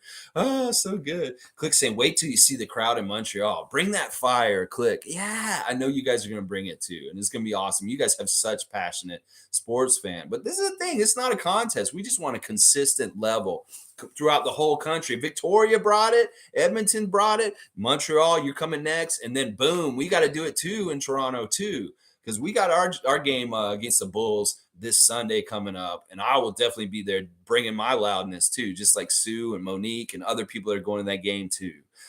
Duke Rocks is saying West Coast Raps fan energy showed up. Edmonton brought the energy. They brought the energy, the love. They brought the bodies. So many people there and just such good interaction. I just love seeing all the jerseys. It's like they were saying, Doug Smith and different people, it's like you can see jerseys from all the eras of the Raptors, all the way back to Stoudemire, different names of different players. Like Camby probably there was somebody wearing a Camby jersey there probably last night, because there's just such a history of fans from all different times, probably out in Edmonton, that have jumped on at different times. They're not all bandwagoners with the championship. There's some real ones that have been there riding with the team since the very beginning, 27 years now. So let's see. Boucher is going to light up Montreal. Yeah, I think so, Logical. I think that could be a very good thing. He's going to be in the home crowd. He's going to definitely get a good pop, I'm sure. G's saying, I can't believe I'm going to say this, but the starting lineup bugged me a bit in that without a center on, it throws Pascal, OG, and Scottie off. They seem out of position. There was a little bit of jankiness at the beginning of the game yesterday. And I don't know. You can mix it to a couple different things. First preseason game, we're ironing things out, stuff like that. But I kind of understand what you're saying. Once again, the person who does the jump ball is the starting center. So Scottie's technically our starting center. Like that's just how I've always looked at it fundamentally in basketball. The person who does the jump ball is the center. So Scottie was the center last night. He jumped the jump ball and won it. And, I can understand what you're saying here, G. And I do have some concerns about it, especially with the team that's just thrown together like the Jazz and stuff like this. But we also really have to factor in that this is really like dusting off the team from the off season. Even though we've had all this run, they've been running together. It's still different. It's another level of getting back to being more professional in a real professional game for the regular season. And these guys knew they weren't going to play a whole lot either. So you got to understand that maybe they came in kind of lackadaisical and they were intending to just do light work. Like Fred came down, bombed that 1-3, and that was basically his game. That and the defensive stop on Sexton, and then he bombed a 3 in transition, and that was his whole game. Pascal, OG barely in the game too, and Gary just here and there. But Gary shot very well and hit some good threes and stuff like that. There was that one where they dared him. They're like they laid off of him, and Gary's like, "What the fuck? Are you all right? You're trying me." So he just shot it in his face and he made it right there. That was such an awesome 3 by Gary Trent Jr. But yeah, it did. I was a little worried too because I was fully expecting us to come out there and just fuck them up right away, and it was too even for the first half of the game. But I think that was a testament to maybe Will Hardy's drive to compete and try and drive and get his new players to do something. They were really playing their ass off. Utah worked really hard in this game. And that's a testament to Will Hardy in some ways, and the vets on their side, like Larry Markkinen and Mike Conley and stuff. So, I mean, that's an NBA team. They have good NBA players, and that you got to meet them with that. And then maybe our guys came in kind of like, yeah, we're not going to play a whole lot. This is really for the bench guys and stuff. And they weren't playing at their ultimate level, their optimal level. Is what I'm saying, stuff like that. So Cool Cat saying, I love that Fred VanVleet strip and the energy from him afterwards, that intensity. I mean, what is this? How many minutes in the first preseason game and Fred's going, ah! It's like, what? It's like somebody's joking on Twitter. It's like, don't get mad at me if I treat this game like this is a finals game, even though it's a preseason game against Utah and Edmonton. It's like, well, some people were also treating it like that on the court at times. Like Fred with that intensity is crazy. Click saying, Danny said he was retiring and then said, fuck that. Let me go home and run my hometown team. Danny. Oh, Danny Ainge. Yeah, I think he's spiteful towards the Celtics in some ways. And that seriously, there's some weird something going on there and stuff like that. But yeah, he is from Utah. I got to remember that. But I think he's a toxic person in the NBA. I don't think Danny Ainge is a good person to have around your team. Let's just put it that way. And the reasons why he left Boston were because of that. And he's coming in there to throw his weight around. And it could be him showing up there as part of the reason why there's been such a house cleaning. And maybe Quinn Snyder did not want to work underneath him. It's like, all right, I'm with these guys on my team, like Donovan and Rudy. They're kind of aloof. They're not really dedicated as I'd like them to be. And then now I've got this guy above me, Danny Ainge, as far as running the team, and he's kind of on my ass. And really on my ass. No, I'm out. Peace out. Quinn Snyder. Boom. Out. Like that. And then Danny Ainge can bring in Will Hardy, a young guy that he can really ride and put pressure on in certain ways and stuff like that. So that's the way I look at that situation that happened with Danny coming to Utah and the developments in the last year or so. Stuff like that. Cowboy saying, yeah, that was fire. Cool Cat. Duke Rock saying, Nurse is going to second and third string for most of the second half. Had me a bit worried, but there was no letdown. They just clamped everybody. Crazy defense. And the impressive thing is, Duke, they played their starters in the second half for a good chunk of it. Like I said, the other side, you had Kelly Olynyk, 22 minutes, Markkinen, 24, Vanderbilt, 26, Conley and Beasley, 21 minutes each. So they played their starters a good chunk of the game compared to what we did with our starters and stuff. And they look good against them. That's part of what we're talking about. There's no drop off in talent. You got Wancho out there. Wancho had 1-3. It was a bank. I love that Wancho hit a bank 3-pointer. Such a cool little bank. So good. But yeah, we have really good continuity of talent going past the starting 5. Like I would say we're like maybe 9 deep with really good talent, at least 9 deep. G saying Delano looked really good too. He's just a better leader. He's more confident. He's like really making aggressive decisions quickly and finding success. And this is really good. Like keep building on this. And Malachi too. We got to mention Malachi hit 3 for 5 on his shots. He hit both of his 3-pointers last night. And this is kind of what we were crying out for him from last year. That if you can just hit your shots and do this, Malachi, you'll be fine. And he had a good game last night. Malachi had a very good understated game that may get lost in the shuffle everything. 3 for 5, 2 for 2 from 3, 8 points. He did play 18 minutes, but he was solid like just out there hounding people and different things like that. I just glad he made his threes. That was really important. Monique saying, "Well done, Chris, on the double-double." Really, I was like, nobody did anything of substantialness in this game just because nobody was out there for that long. It was so equitable how the numbers went. Like you look at the box score, and there's 18 guys that all had like 11 to 10 to 15 minutes. And well, Boucher managed to get a double-double, even though he only played like 15 minutes of the game, which is really hard work. And you saw him working out there, and you saw it on the court. And it really was the Rodman kind of stuff that we're like, is he going to do the new role? Yep, he did it right away and got fucked around, got a double-double. Cowboys saying Nurse was having fun just throwing whoever he wanted. We got so many great pieces. Yeah, he was trying different combinations and stuff. You could tell there was a real reason why he played Koloko and Malachi with the starters at different combinations in the first half, and then having them also in the second half with the other guys from the other end of the bench, really trying them with different people and stuff like that. Really cool, really cool. Evelyn's here. Good to see Raptor Freak. Evelyn, good Monday morning to all. What a game, eh? After watching the game, do the Raptors project to be a shooting and or rebounding team this year? Thoughts? I hope that they are a better offensive team this year and that they really just got to work off each other. I think that something we saw early in the game that didn't work but was really cool was that pass that Pascal tried to make to OG that he flubbed. That it was a really cool pass from Scottie to Pascal. It was like really he could have almost taken it, but he had the guy on him, and then he tried to dump it down the sideline, the baseline to OG, but OG just fumbled the ball, and that would have been a really nice play if that had all gone through smoothly. But that's the stuff I'm talking about, is just really unselfishness and looking for each other and making that extra pass and just kind of like working off each other way more this season will make their offense easier.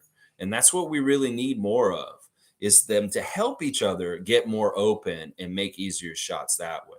Because sometimes they try too hard to go by themselves in isolation and they get clamped down. And it's much harder to try and beat two guys. Well, if there's two guys on you, there's somebody else that's open somewhere. You got to get the ball to them. And we need to see more of that this year for sure. Evelyn, so happy to see you as usual. G saying Suns lost to an Australian team and it was ugly first half. Was that Aaron Baines' team? Did Aaron Baines go and mess up the Suns? I think he was in that game. Was he in that game? I should go look at the box score on that. Was Aaron Baines in that game? No, Aaron Baines was not on that particular game, but Kai Soto was on that team. Wow, Kai Soto got 11 points on 3 of 6 shooting, 1 for 2, 18 minutes. Kai Soto beating the Suns. Go Sixers, Adelaide Sixers. Beating the Suns. This is really a testament to how fucked up the Suns are right now from Robert Sarver and DeAndre Ayton and Monty Williams and everything. They are really messed up that they lost to an Australian team like this. This is embarrassing. This is seriously embarrassing. And this is kind of shows what we should expect from the Suns this season. They're going to be dysfunctional. They're not going to be as good as they were last year. And they're going to lose games that people are going to be like, why? How did that happen? It's amazing. It's very embarrassing. Logical saying it. It's very embarrassing. Let's see. Click saying Justin is on the hot seat. Dude runs around with a bunch of confidence, but hasn't proven anything. I know. That's the thing that bugs me. Listen, you want to do something to make this team. Stop putting more negativity by doing the interview stuff. You really got to do it on the court, Justin, stuff like that. I'm so worried for him. And in some ways, I'm kind of rooting for him to make it, even though I've been saying I don't really want him on the team in some ways. I don't know.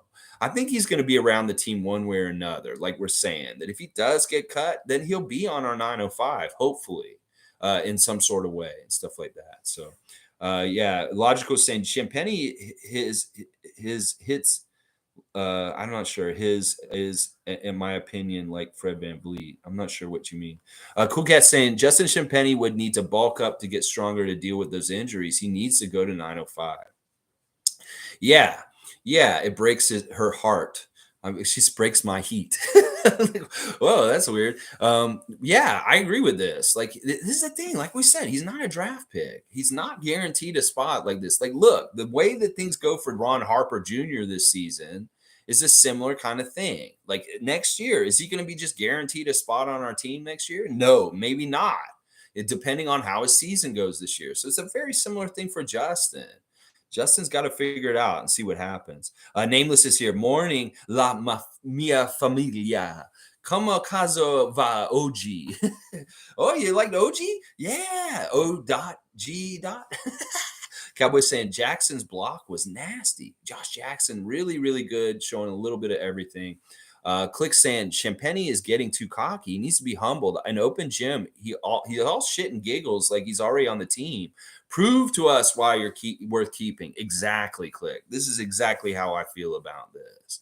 Like nobody else on the rest of the team is being like this. Who acts like this? It's within well, they deserve it. Like Delano, if he suns people, I'm okay with it because he's done a lot of things on this team to allow him to throw that weight around. That's what I'm saying. Scottie could be sunning people publicly if he wanted to. I'm sure he suns people in private and practice, but he doesn't put it on blast. That's the thing I hate about this. Justin, you're self-promoting, and it's putting other people at the detriment, and you really don't have any weight to throw around on this and stuff like that. Click saying, all we need from Jackson is to play good defense, hit your threes, and get open on cuts for layups and dunks. Yeah. Play really good defense. That same kind of Gary Trent, Fred VanVleet, Malachi Flynn kind of I'm all over you kind of defense. That's exactly right. That is the most important thing he has to show for even just the baseline of being considered to be on our team this year. Yeah. Let's see. Logical saying Champagne has a spot, in my opinion. We have him signed for 2 years, and he makes more than Banton, to be honest. So what? We can pay people and they don't have to play. If we have more than enough players to play on this team, it doesn't matter if we're already paying them. We pay people money and they don't play on our team. That happens all the time. So yeah, I think, listen, I'm in disagreement with a lot of different people on this. There's a lot of people that really like Justin and just blindly see him making this team no matter what. And I'm just trying to be a little bit of all right, I'm looking at what's happening in this race to make this team, and he's just not there. He's absent. And that is not good. That is not good for him. Trust me, it's not. I've seen people get cut and you'd be shocked.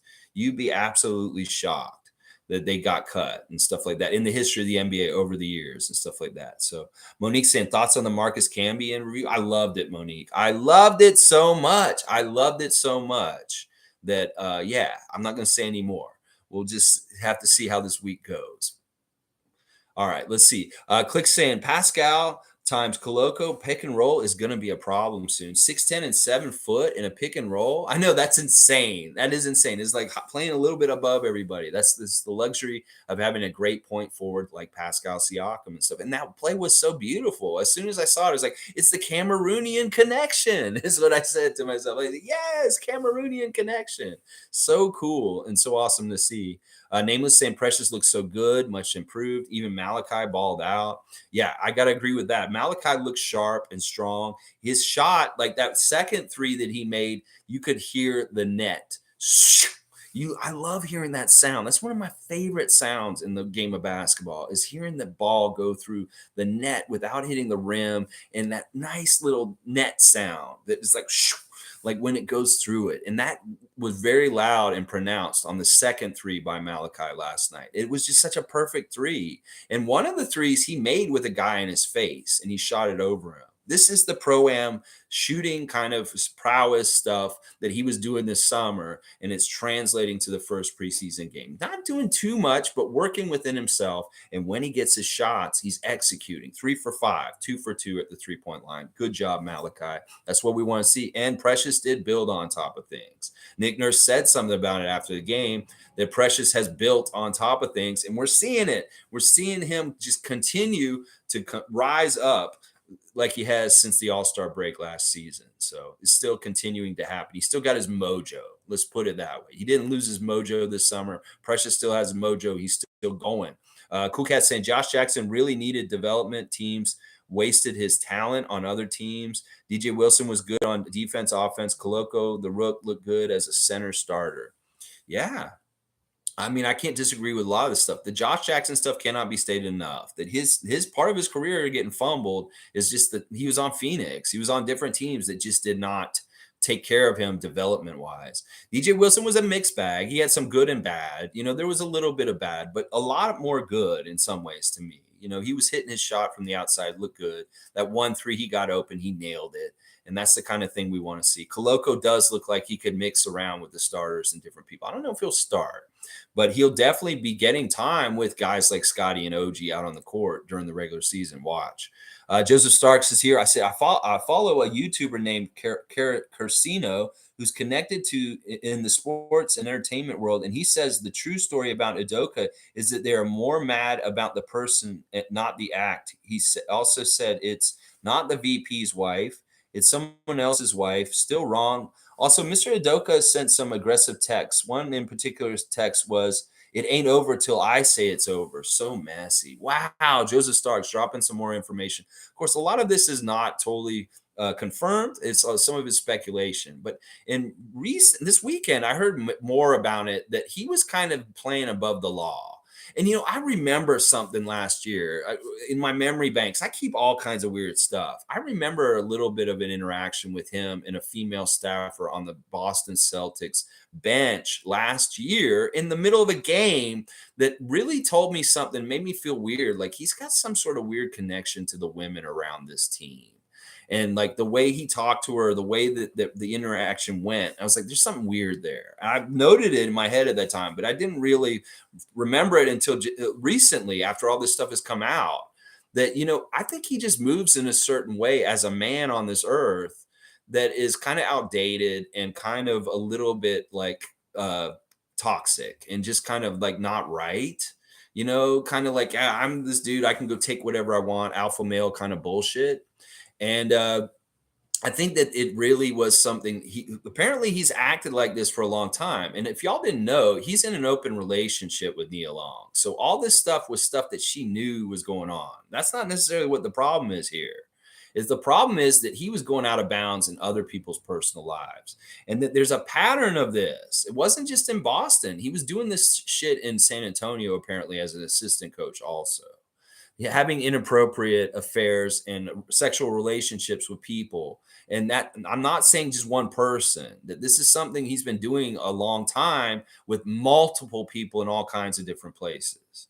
And what I'm hearing is that they warned him this summer and he didn't listen to them. In fact, he doubled down and went and added a new lover after they warned him. And that was part of what really infuriated them, is that he's not listening. He's like, oh, well, you guys need me more than I need y'all. I can do whatever the fuck I want. Well, you fuck around and find out. And the whole reason why they didn't fire him is because he won't resign. He's under contract. He wants to get his money still.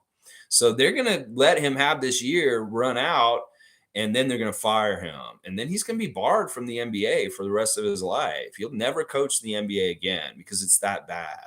And it really is like him not respecting, marriages and people's relationships around him, just him going and like taking what he wants and maybe not necessarily doing it in the most, correct way in any kind of way, as far as just like, whatever. But that's what I'm hearing more about it, at least what I've heard, the latest about all the speculation with that. Mar Smith saying Precious for most improved player. I love that, Mar Smith. Always good to see Raptor Freak Mar Smith in the chat with us.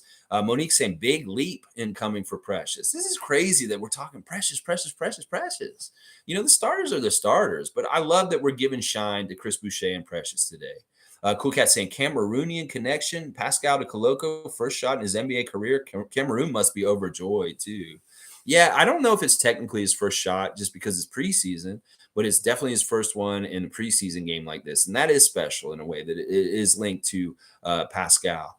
Logical saying Joseph Starks. So you know who ticket is, then? I do. Oh, okay. I don't know what ticket, or I don't know what's exactly what you're saying there, but yeah, I've heard a little bit more about stuff like that too. I don't know. I don't know what to believe completely. There's certain stuff I totally believe because it's kind of verified at this point, and then there's some things that are like still kind of rumors, but we will probably find it all out eventually. It'll all come out over time. Trust me. Cool Cat saying, I see that Gary Trent Jr. being a playmaker in the second half. Good to see, looking confident too. Love to see it. We need to pay him and keep him.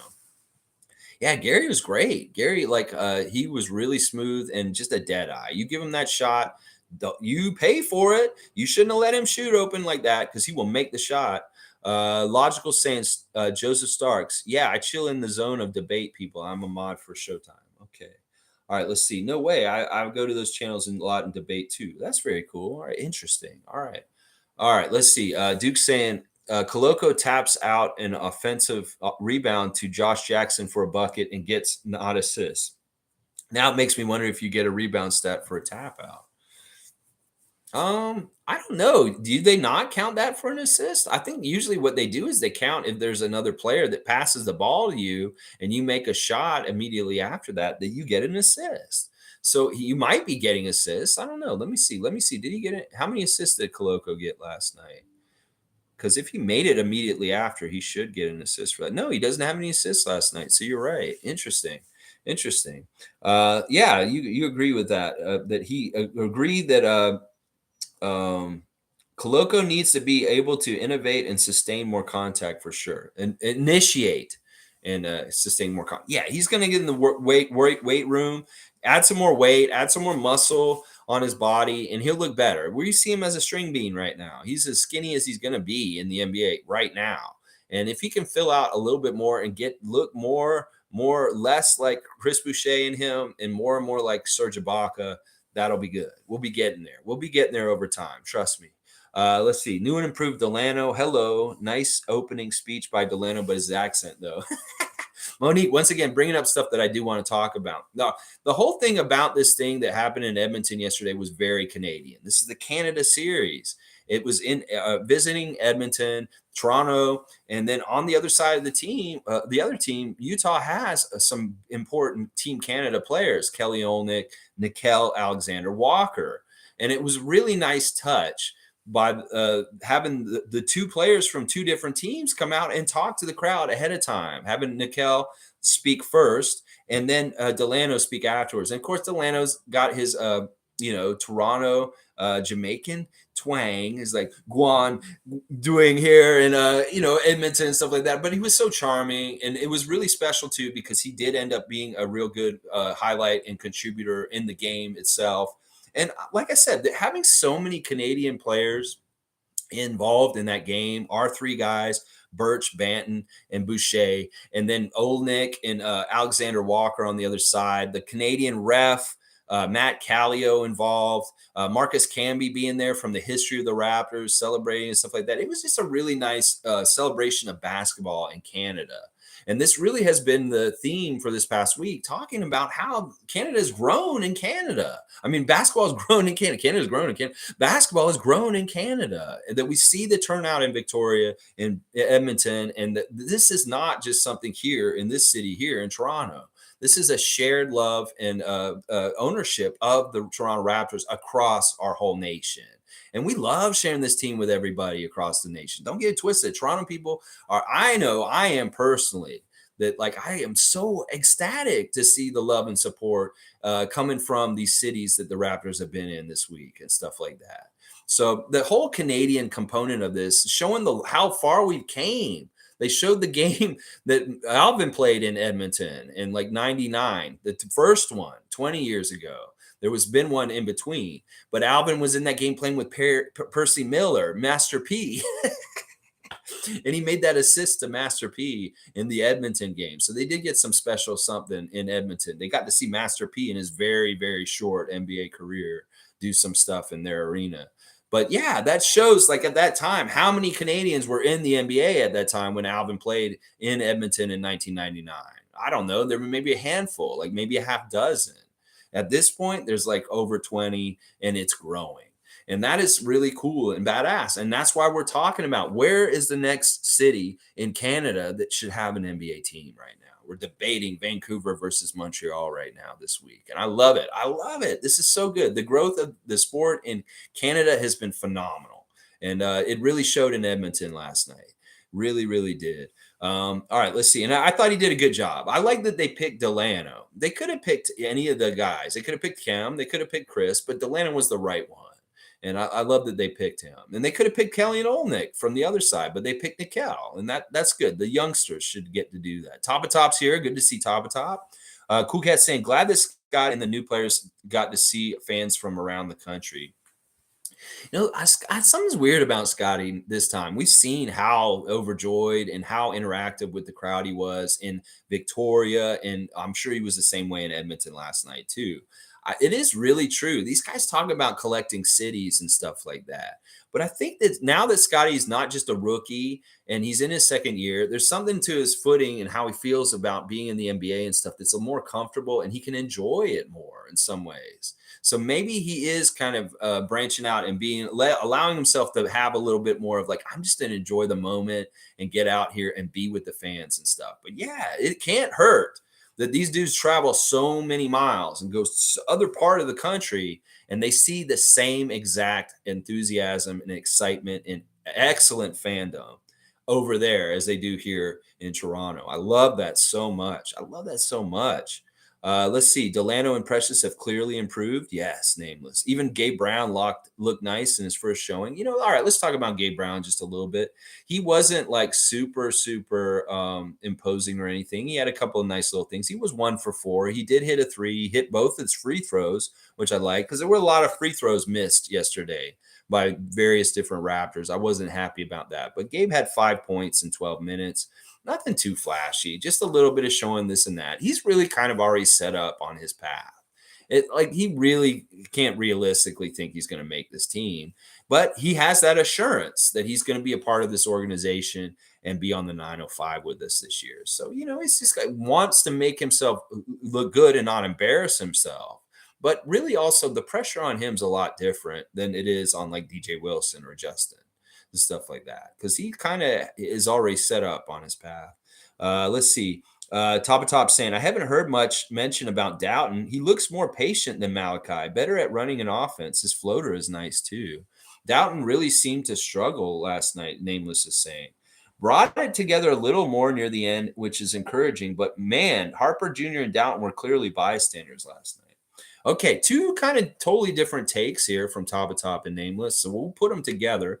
I think I'm more with Top. I think that Dowtin showed some really nice patience and that he did run the offense pretty good. And the thing is that he's like smart about playing off each other. I like the synergy between him and Harper Jr. because they're going to be playing together a lot this season. So they do need to grow a connection between the two of them. And that was shown in the game last night. They played off each other pretty good. It's just that we're not seeing a whole lot of them yet. And they're new on the block and stuff like that. Jeff looked so consistent and perfect in Summer League that he didn't look as perfect last night. And that, in some ways, that's okay. We have to allow him some failure, but he did look good and he did make some nice plays at times too. I mean, that making that guy sit down, obviously that's a highlight, but he did make some shots and he did have some nice passes.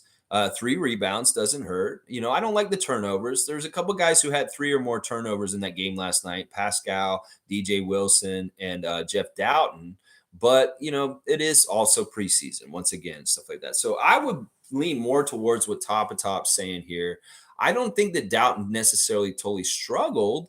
I think that it was just that he had a couple plays that he didn't look the sharpest and stuff like that. But that is, like I said, this is getting the rust off. And this is totally different kind of thing than, Rico Hines, Summer League, training camp. Boom, you're in your first, this is intense. The other team's trying to really win. The referees are here.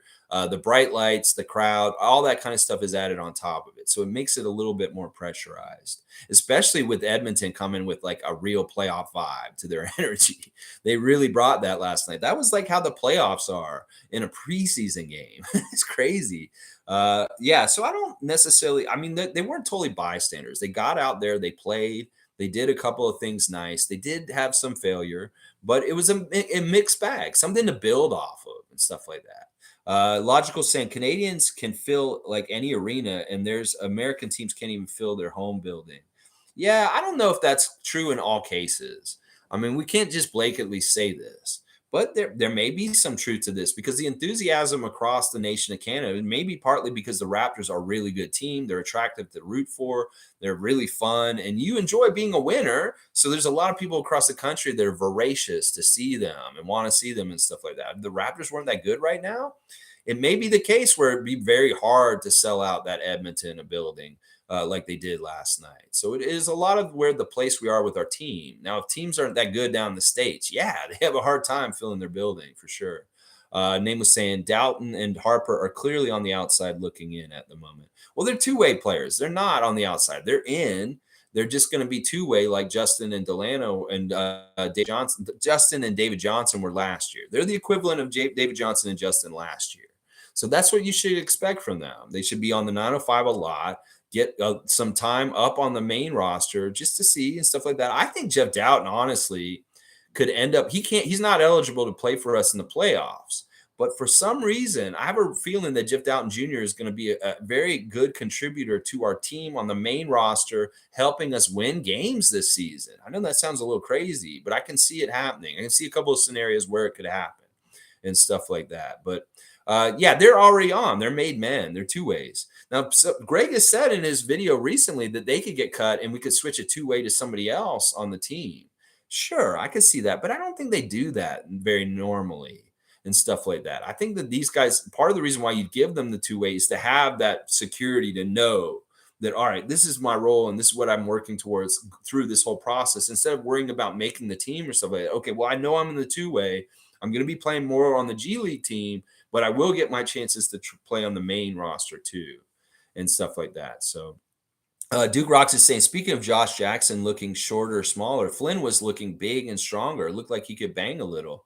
Yeah, Flynn looked different. He had his hair really short and stuff. He looks more vet. He looks like he's grown up. He's a 3-year player now, and he has to really start showing that kind of attitude and acumen and ability on the court. He can't be like, I'm a rookie anymore or anything like that. He really has to be transitioning into more veteran kind of things on the court in his decisions and stuff. So I'll agree with this. I think that Malachi looks stronger for sure and stuff like that. Top saying, how many players can make the big club? Josh Jackson's defensive potential seems high, and I like his ability to penetrate the lane. We need that skill more on this team.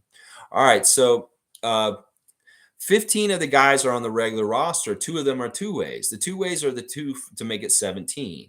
Now, we have 20 guys in the camp. That means 17 minus 3. So we got to take 3 off, and Gabe Brown will be one of them. And then it's going to be between DJ Wilson, Josh Jackson, and Justin Champagnie. 2 of those guys are going to get cut, and 1 of them will make the team. That is basically where we're at. Delano's going to make the team. Juancho's going to make the team. Jeff Dowtin and Ron Harper are already on the team as two-ways. So the real battle is Gabe Brown's out of it. You can just consider him already cut. The real battle is between DJ, Justin, and Josh, and only 1 spot between those 3 guys. So that's what you should be looking at top. Those 3 guys, 1 spot. 2 of them get cut. And that's basically how it's going to go, unless something really weird happens. Pheonix saying Camby was a blast from the past. Totally. He's a very good long-time NBA player. There's a lot of interesting things that Marcus Camby did in his career and stuff like that. Top saying Josh needs to play a little bit more under control, though. Yeah. But part of it is also he's getting used to a new team, new teammates, and learning their kind of like tendencies and things that they're doing. It's not all matching up exactly. But considering that he's the newest guy on the team, the least amount of like together with them, like with Juancho, he did really well. He melded pretty good for the most part. Monique saying, this game was only preseason, but give me about 14, 15 games to say good things about Malachi. I think he's going to be fine. All right, Ghost is here. Ghost is a fan of another team. Watching the Raps game last night was so refreshing without Jack Armstrong's garbage, annoying commentary. Well, all right, I'm glad you enjoyed Philadelphia native Alvin Williams calling the game with us. He's from Philly, but he has disowned y'all. That's right, Ghost. He is now a Toronto stan. He is with us up here in Toronto. He's Canadian man now. It's like he turned his back on Philadelphia. I'm going to tell you that right now. He's Toronto all the way now, baby. Alvin Boogie Williams. That's right. You know, listen, you can hate on Jack all you want. You're going to hear him soon enough. But it is fun that the U.S. People had to listen to Matt Devlin and Alvin Williams last night and hear the way we call our game up here, the way we announce and put the Raptors favored. And from our perspective, y'all never, ever hear the game from our perspective down south.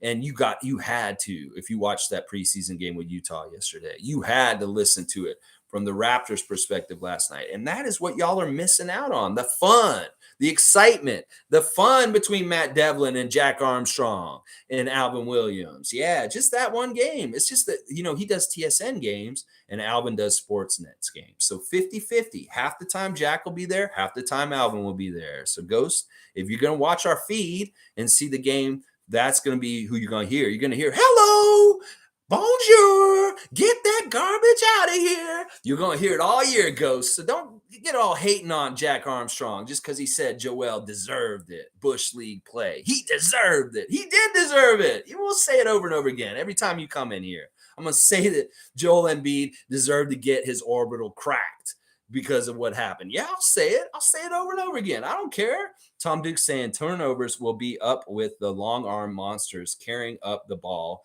Lots, but also opens up things like people closing out on Precious. Then, the Eagles are something they did all last year. This is what Nick Nurse set up last year. That was the code for Greg's long arm monsters all last season. He thinks that Trevor Gleason made it up from Summer League. No. Because Nick Nurse was talking about this in Hungary at the coaches summit. He said that when all last season was Eagles. He wants the guys to do Eagles. In fact, it was a prerequisite to be playing defense for them. You have to do Eagles. So that's a Nick Nurse thing that he put out there last season. They were calling it Eagles all last season and stuff. There were Eagles at different times in the game. And sometimes it didn't seem like they were all totally doing Eagles. There's something different they're doing with their defense. It's a little bit different than last year. I can't totally put my finger on it right now and stuff like that. But deflections, turnovers, we led the league in deflections last year, and we should continue to do that. And that really is just an overabundance of wingspan on our roster overall is going to cause deflections in the way we play, the way we gamble, the way we trust each other on the court. Then we'll go ahead and go gamble because we know somebody will help us out behind and stuff like that. So I'm really excited about that. And it'll open up things closing. Yeah, Tom, I love your statement. G saying they were trying to run plays for Scottie and it got sloppy at times, but that just takes time. Okay, this is a great point by G. They did actually run a play for Scottie at the very beginning of the game for the first time. Maybe like in a long time. I maybe did it from time to time last year, but not very often. But they did a very concerted effort to run the offense through Scottie and let him do something. He had that nice little turnaround on the baseline that he made over the guy. That was a really good shot. And that kind of shows the future for his offensive game, that he could be this kind of dude that scores for us like that. Like that was a very adept, purposeful shot. And, in some ways he's going to do more and more of this, but it was really nice to see. And I'm glad you mentioned this, G, that they are trying to do things, go through Scottie and play to play for him. That we saw it very early in the game. Within the first 5 minutes of the game, they went through Scottie and let him do what Pascal normally does. And I thought it was successful. He may not have made them all, but that is the start of it. He did have that nice little turnaround. He turned to the right. It was a really weird way he turned too. It wasn't like normal. A really fade away, like fall away kind of turnaround shot there that he made on the baseline. It was really nice. Let's see. Fun guy saying, yes, I'm at Home Depot watching the stream. Good win. Yeah, what's up, Home Depot? Let's go, Home Depot. Fun guy. I love it. Cool Cat saying, Alvin Williams did a great job broadcasting with Matt Devlin. He has a better feel for the job. Was funny. Love him. Sharing previous Raptor stories too. Yeah, I mean, that's what I'm saying. That history that comes with Alvin and his experience in time, playing with Vince Carter in the playoffs and the first Toronto Raptors runs, playing with people like Marcus Camby, Jerome Williams, Muggsy Bogues, all these old great Raptors have a connection to Alvin because he was with our team for quite a while. And he kind of spread over a lot of different areas of the Raptors. Like he gets almost all the way to Bosh. I think he played with Bosh, actually. So he played with Vince, he played with Bosh, he played with a lot of Raptors that are important from that period of time and stuff. So he has value as a color commentator guy for us because he can really fill in some really cool stuff and tell us stuff. Duke saying, agree, top. Jackson defensively looked good. I can actually see him make the top 10. Wow. I mean, he's got a real superb talent to him. He's athletically very gifted. You can see him get up there and stuff like that. It's going to be very interesting. Very, very interesting. Logical saying Alvin Williams has gotten better on the mic, in my opinion. Okay, so we're liking what Alvin's doing so far in his first game back. Monique is extremely, extremely happy for Josh Jackson, for having a good game yesterday. Nameless saying, after what I saw last night, Champagny is gone, bro. Gonzo.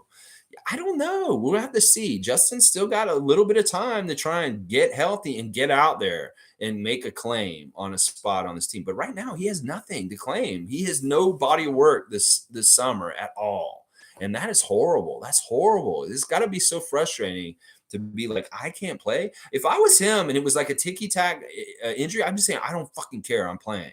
I would be like that. And I would got to wonder, like, he must be really hurt. But I understand that if it's not that big a deal, you need to fucking play. This could be your career right now, bro. Forget about hurting your career with an injury. You might be closing the door on your career just because you're not out there. And I would, like, old school guys probably would play with whatever injury you have right now. It's just the new NBA holds you out. That's what I would be thinking about in my head. I'd be like, well, you know what? Fuck this. I want to play. McKechnie, let me play. I need to get. That's how I would be if I was him. I would be like saying, no, you can't make me sit. Don't make me sit. Nick, let me play. Oh, it's that kind of thing. So let's see. Agreeing on Champagny. It's sad but true. I mean, it's just how it is. You got to be on the court to produce, and he's not on the court. Pheonix saying Champagny's numbers in the G League were great, and he's signed for this year and next. I know. Well, listen, it's not guaranteed in the year after that. We can pay him this year, and then we don't pay him next year because he's just gone. You've got to understand this is how it works. We can put money on guaranteed contracts. Doesn't mean they're on the team. We pay guys all the time. Now, his numbers were really good in G League, and he was playing pretty strong at the end of the year. But like I said, this is very much a Janet Jackson, what have you done for me lately kind of league. And that doesn't mean jack shit at this point. We're in October. That was all shit in the spring. He's got to show it now, just like Delano's showing it now, like Malachi is showing it now and stuff like that. He has to show it now and stuff like that. Let's see. Cool Cat saying Malachi looks great, bulked up. I want him to be good for the season. I just want him to make his threes and be sound on defense, and everything will work out in that way. He just needs to make his open shots, and he'll be all right. Nameless thinks Champagny will end up on 905 straight up. There's nothing wrong with that. He'll be like Reggie Perry. He'll be like these other guys he played with last year. There's just levels to this. Not everybody's just an NBA player. There's a lot of guys that are just halfway, almost there. It doesn't mean they're horrible players. They're really fantastic, great players, top 500 players in the league, in the world, and stuff like that. But he's just on that cusp. It's just if he was like a couple inches taller, if he was a little bit more healthier, if he was, able to play in summer league this summer, all this kind of stuff.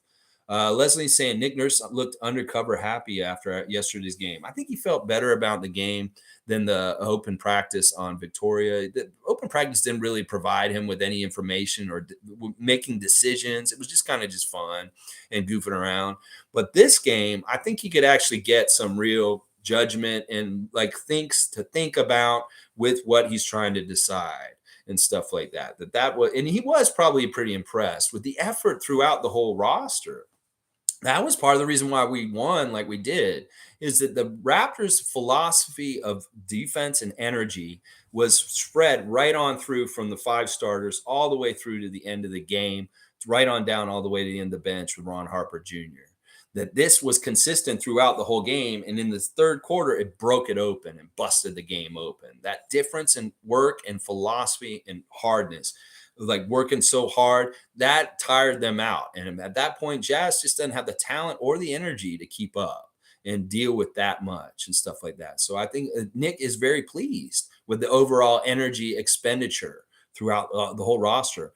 Matrix Thompson's here. Good to see you, Matrix. Here every morning, 9:30 a.m. Eastern Standard Time, talking live Raptors all season long. If it's a game day previewing, and if it's a game day after, if it's a day after, it's a reaction. Tomorrow we'll be playing trivia, though. So come for Tuesday trivia. Absolutely, Lowry was one of the keys to success for Cleveland. It was a huge mistake trading him. Huge mistakes. I agree with this. They really had a nice synergy and core growing in Cleveland. And this is why I was so warning to Raptor fans all summer about big trade talk, getting people like Donovan Mitchell here. Is like you don't understand what you lose when you bring somebody of that high usage to your team. And in some ways, Lauri Markkanen was an important part of Tower City. He was one of those 7-foot guys that are very versatile and have all kinds of skills other than center skills that could help that Tower City thing they were doing. They were trying to do, we're doing Vision 6'9. Well, they're trying to do Vision 7-foot. Well, they just lost one of their most versatile 7-foot guys in that trade, their young one. So yeah, I think that everybody hyping up Cleveland as being better this year, they may be getting a little ahead of themselves. That they may have been better last year, and you may not even realize that they're worse this year with Mitchell. I'm already saying I question his heart and whether he's actually really a winner in this league because of his years in Utah and how they've gone and stuff like that. So Kareem Thomas is here. Good to see Raptor freak Kareem Thomas. Not to be a Debbie Downer, but our half court offense is still lackluster. Hoping it gets better. Yes. No, that's not a Debbie Downer. That's just the truth. We've had half court offense struggles for years now, a couple years now. So anything that we can improve on this, that's really why I want to see them play off each other better and do different things better in the half court and stuff like that. But I think that's very valid and true. And I don't think you're unreasonable or being a Debbie Downer when you say that. I think that that's very true. Leslie saying, I think Flynn struggled, but I hope that he improves over the preseason. Yeah, he wasn't bad. He was 3 for 5. I'll take that. I want to see him making the shots.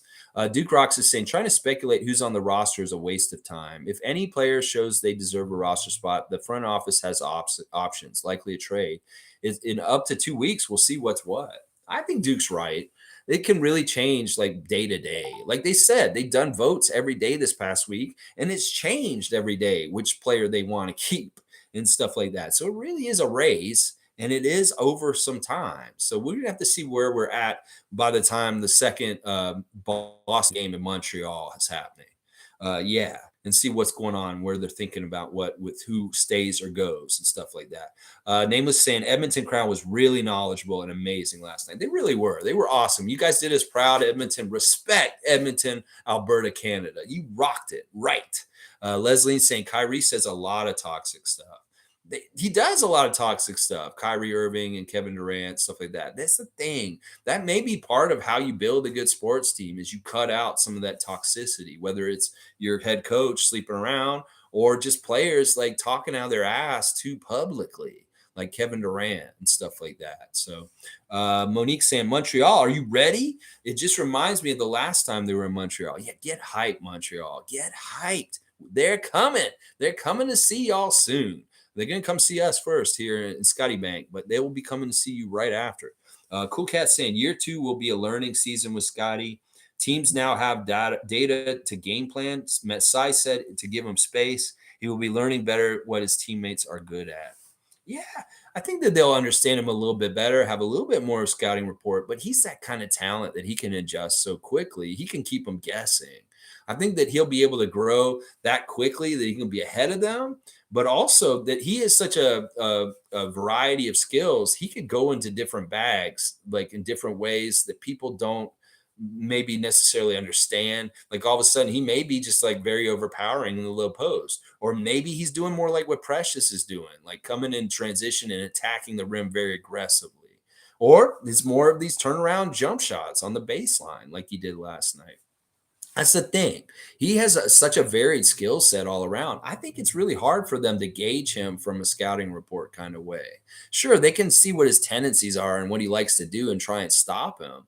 But can they really stop every single thing that he wants to do and stuff? So that's why I think he's going to avoid a sophomore slump, like a lot of people will. So maybe they're a little bit too one-trick pony.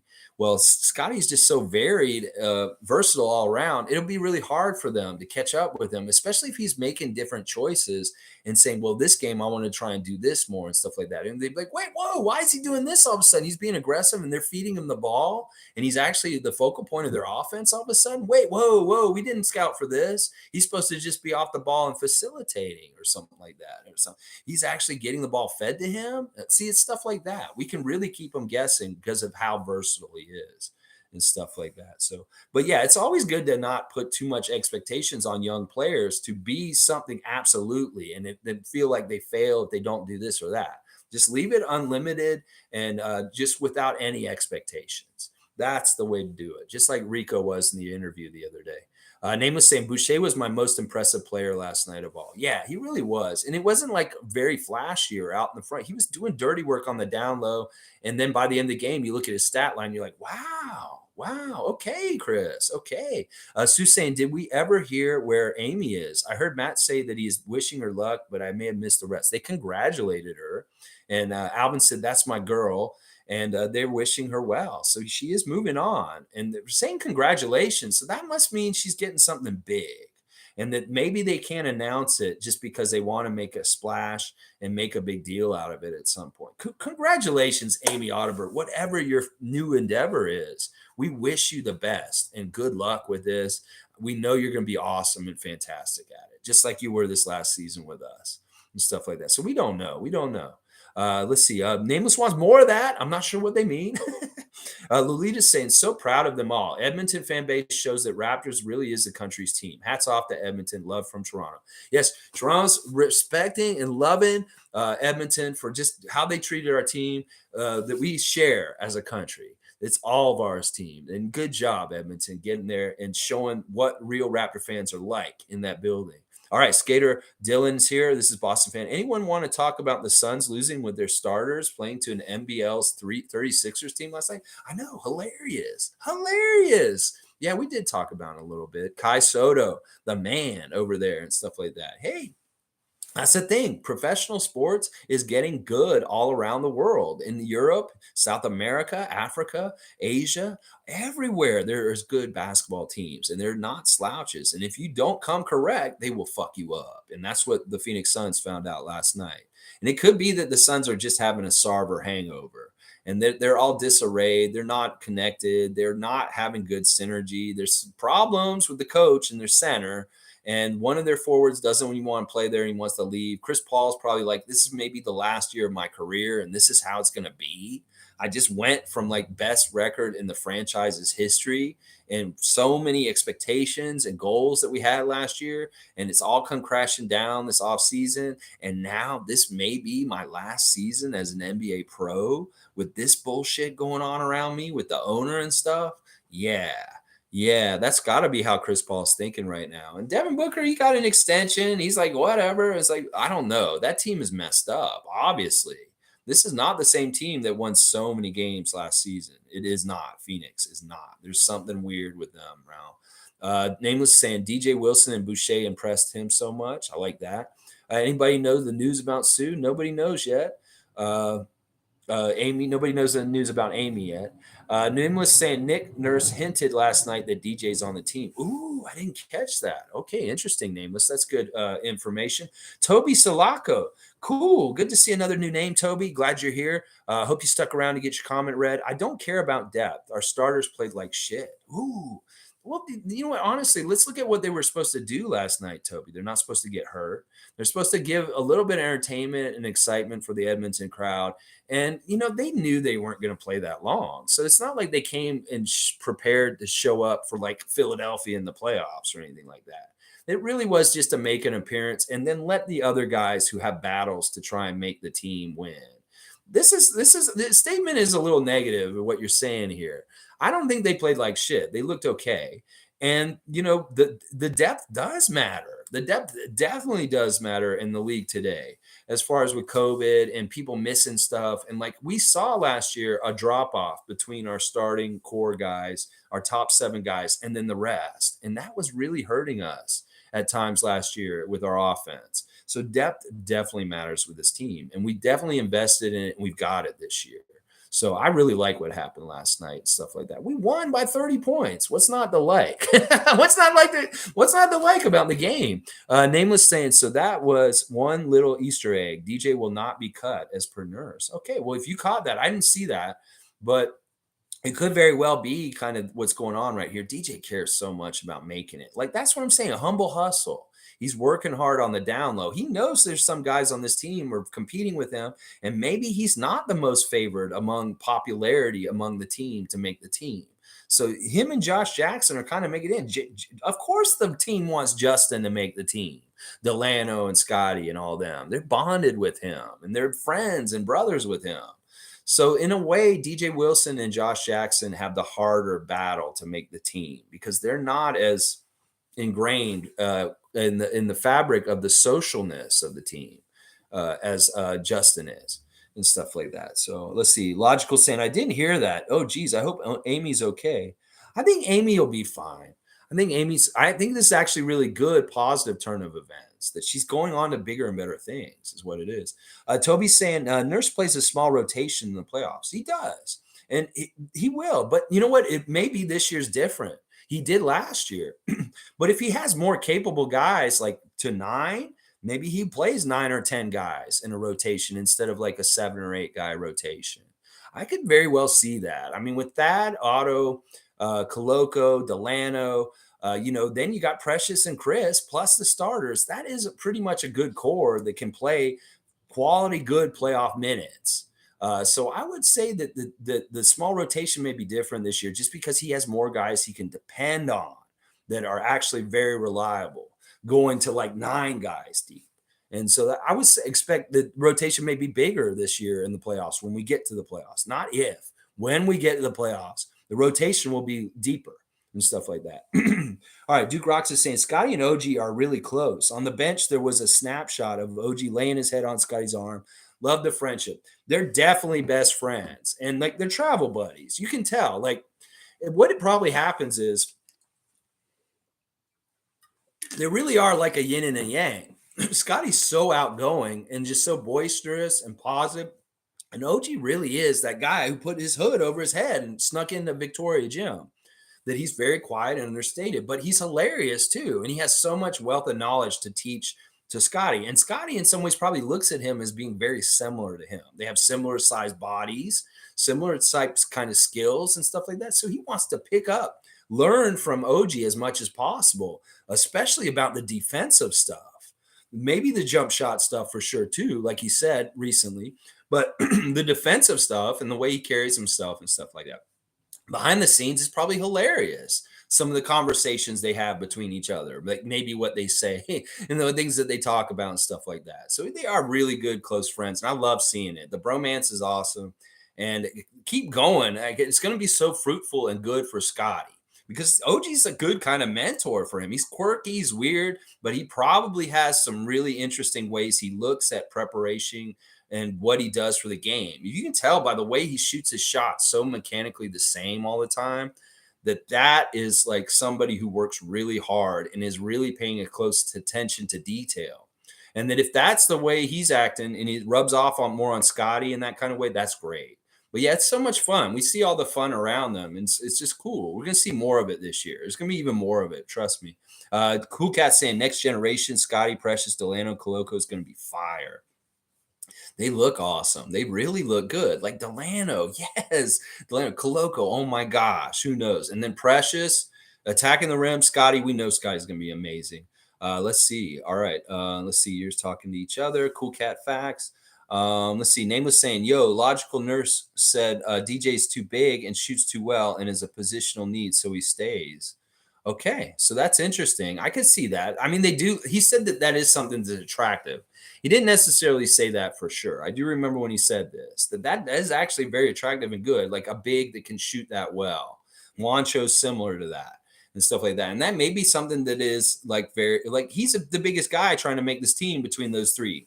And that way, that's why I like DJ Wilson, because I want us to be as tall as possible and play like more of our tall guys at guards in those other positions. That's why I like DJ Wilson on this team. Is I like Vision 6'9", and he's the tallest dude trying to make this team. Put him on the team is what I'm saying. Josh Jackson and Delano is ahead for those 2 spots. DJ slightly behind. Josh's handles are above average. They did look really good, Patrick Douglas. I have to agree with that.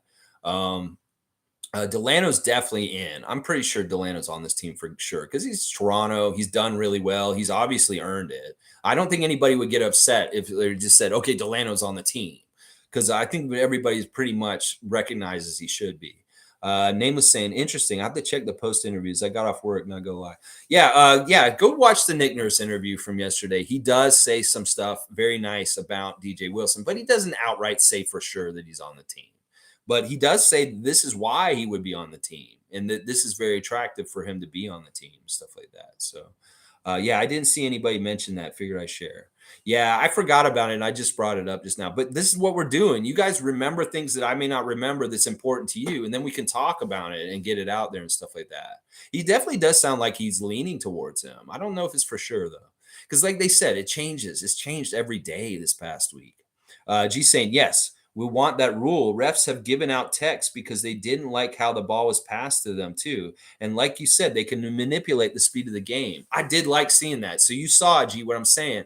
They let the players inbound the ball without the referee needing to touch the ball. And that'll really allow for a speed up transition, like get into your offense quickly off of made baskets. So I want to see maybe Nick Nurse practices a drill of getting the ball and inbounding really quick to maximize getting the ball up the court as quickly as possible.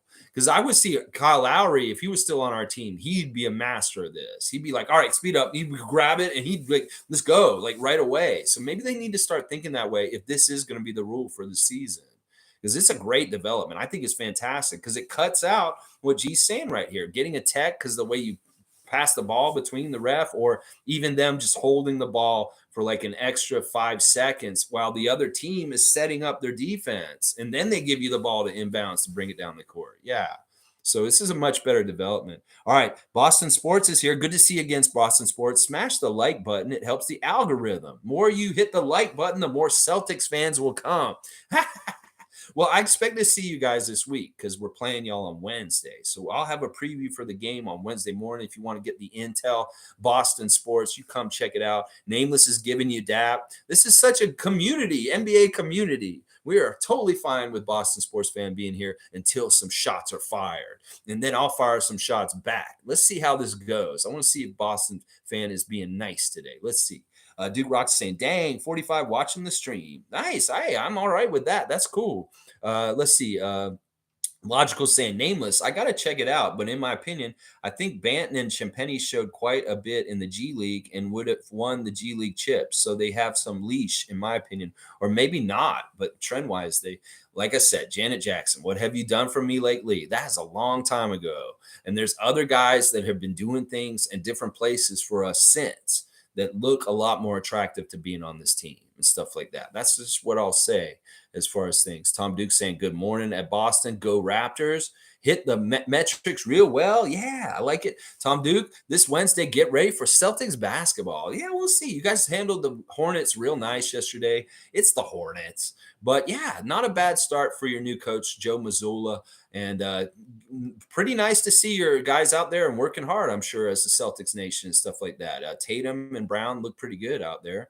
But yeah, once again, the Hornets are a garbage team. They're going to be really bad this year. They're going to be one of the worst teams in the Eastern Conference for sure. For sure. Steve Clifford's there. Of course, they're going to be bad. Let's see. Celtics might not be ready for us. Not going to lie. Our guys will be fired up to face you guys. We really will. And in fact, we may see more of the starters more adept and trying harder in the beginning of the game than in this game yesterday that we're reacting to. They may be more up for this game. It may be that Fred's like, yeah, I want to make a message. Like Fred, OG, and Pascal are like, yeah, the bubble. We want to come in there and make a message. Stuff like that. We're looking forward to the game for sure. Sue's saying, oh, yeah, Kem was fouled and smacked right on the face from the back and didn't get the call. Kem is a fighter out there. He's so valuable off the bench. Kem, that one play wasn't a foul because the guy got all ball, but he just got it real bad because the ball went right into his face directly and stuff like that. Listen, I'm that kind of guy that loves the workhorse, the guy, the unsung hero, the dude who's getting beat down, the grunt, the front line, the guy who's really putting his body on the line, stuff like that. That's why he gets so many points in my book, because he's sacrificing his body literally for us, for the Raptors team, for our fan nation to win. This man is sacrificing his physical body by getting smacked around, getting his nose busted in, getting elbows in the face and stuff like that. You have to admire that. Stop hating this man. He's taking abuse for us and stuff like that is what I'm saying. Logical saying Kem Birch has been been us for a season and a half, been with us for a season and a half. Well, he came in the halfway through the season of the Tampa year. Yeah, so he's similar to Gary. He's been on the team as long as Gary's been on the team. team. So yeah, it's been half the Tampa year, all of last year, and this is like his third year, I guess you can say, because it's the way you say years and stuff like that. So it's like it's a year and a half.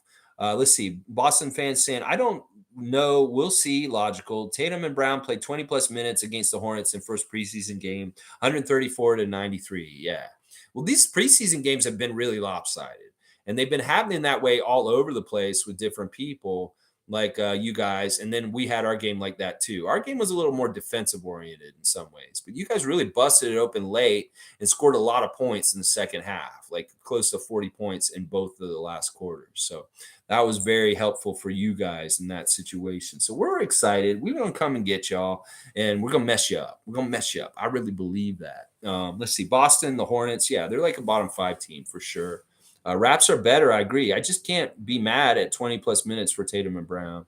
Yeah, that's all good, man. It's all good. Boston fans here, guys. It's just how it is. We had Sixer fan here at different times, stuff like that. It's going to be like that at times. Boston is good showing for the new coach, but the Raps are going to come in hot. Yeah, we're going to come in. We're going to be up for this game. We're going to be ready. Bradley says you have no chance. Sue says Christian definitely needs work, but he'll get there. He's showing flashes of goodness. Yeah, he'll cut out more of the mistakes and make more good plays and smart plays and different stuff like that. Evelyn's reminding everyone to subscribe, like, comment, and share. Thank you, Granny Evelyn.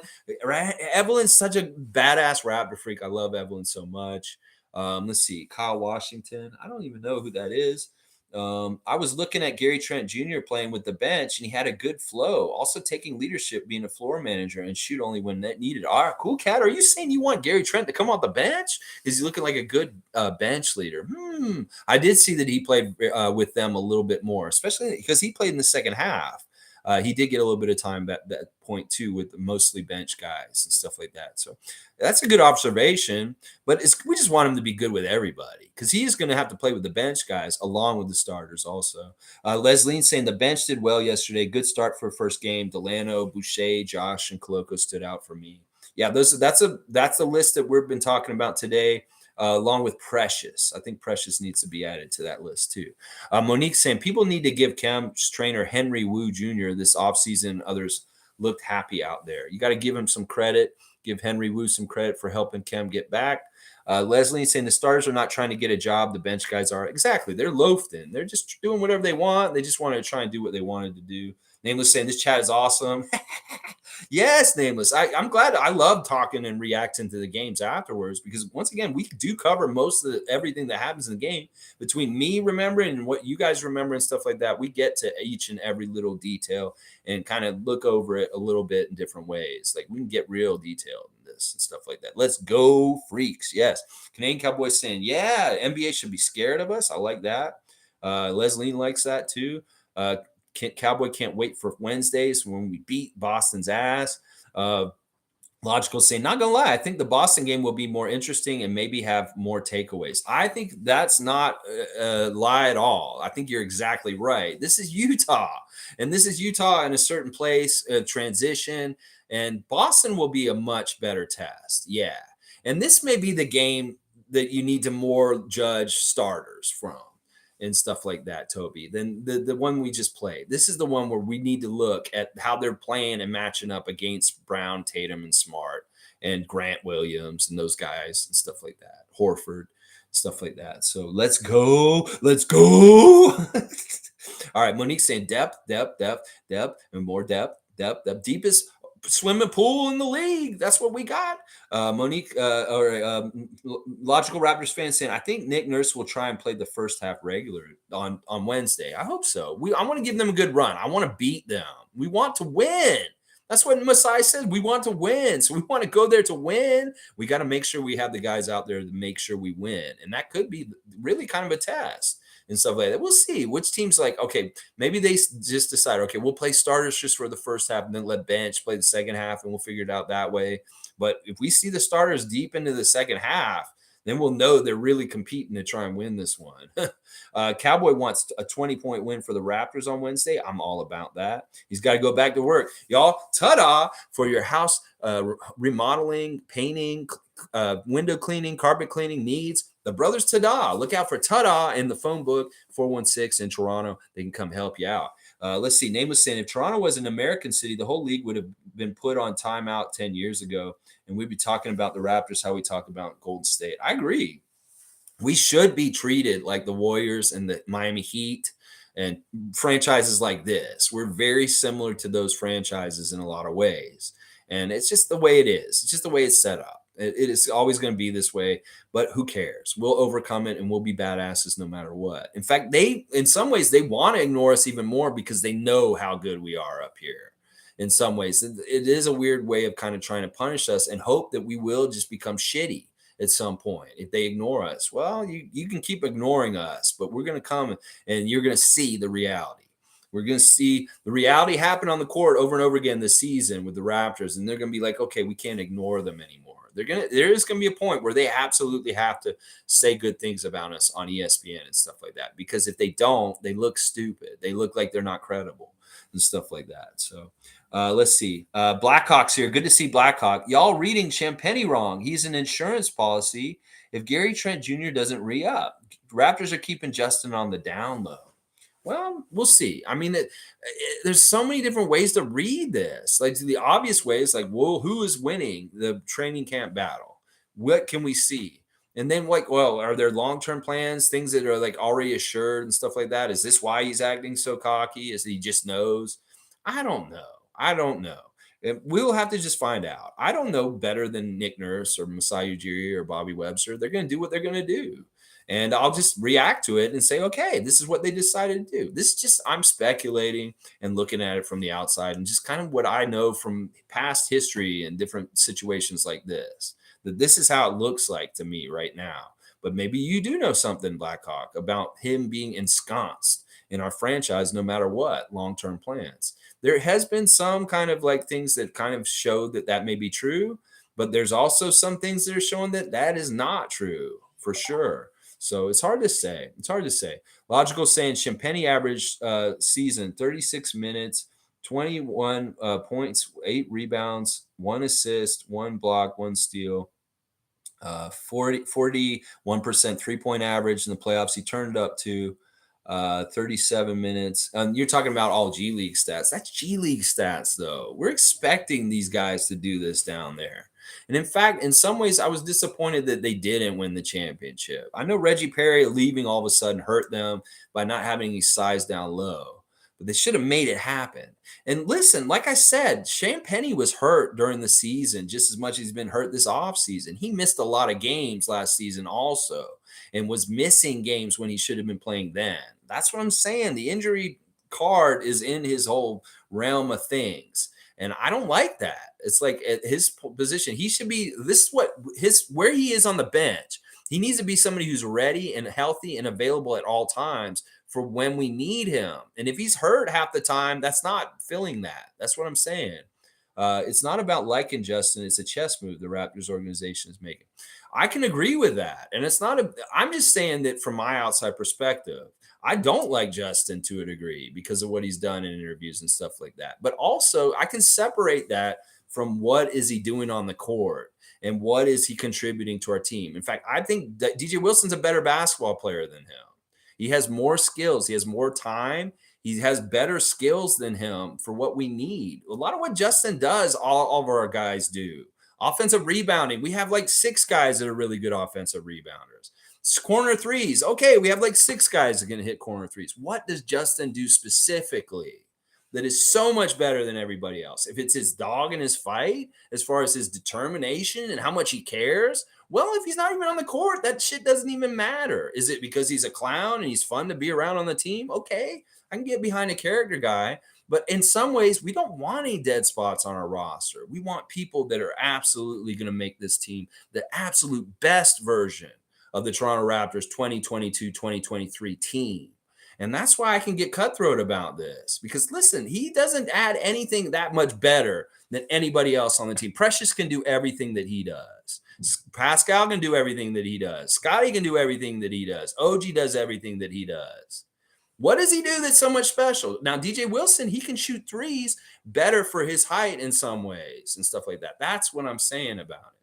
So Once again, this is my opinion and what I think. Greg's going to think something on Ghubbstown Clink. Logical Raptors fanatics going to think something on his channel. You guys are going to think something yourselves personally and stuff like that. It's just how it is. It's just the way I look at it and stuff like that. So nobody's right or wrong. We're just going to see how it happens, and then we'll see what happens and stuff like that. So he is young. He's young and stuff like that, and that is in his favor. And he is a hooper. He does really care. I can tell you all the great things about Justin, but they're kind of the same things that we just need from our players anyway.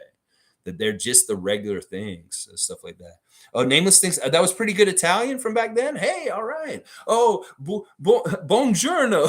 No, I don't even know how to say good job. It's horrible. Logical saying Champagne shot great volume threes. Yeah, I mean, he's a good 3-point shooter. I won't disagree with you and stuff like that. All right, see, Amy got a new job, Lolita. Yeah, Amy Audibert will not be a part of the announcing crew this season. She has a new job. She's moving on from Sportsnet. I don't even know if it has to do with basketball.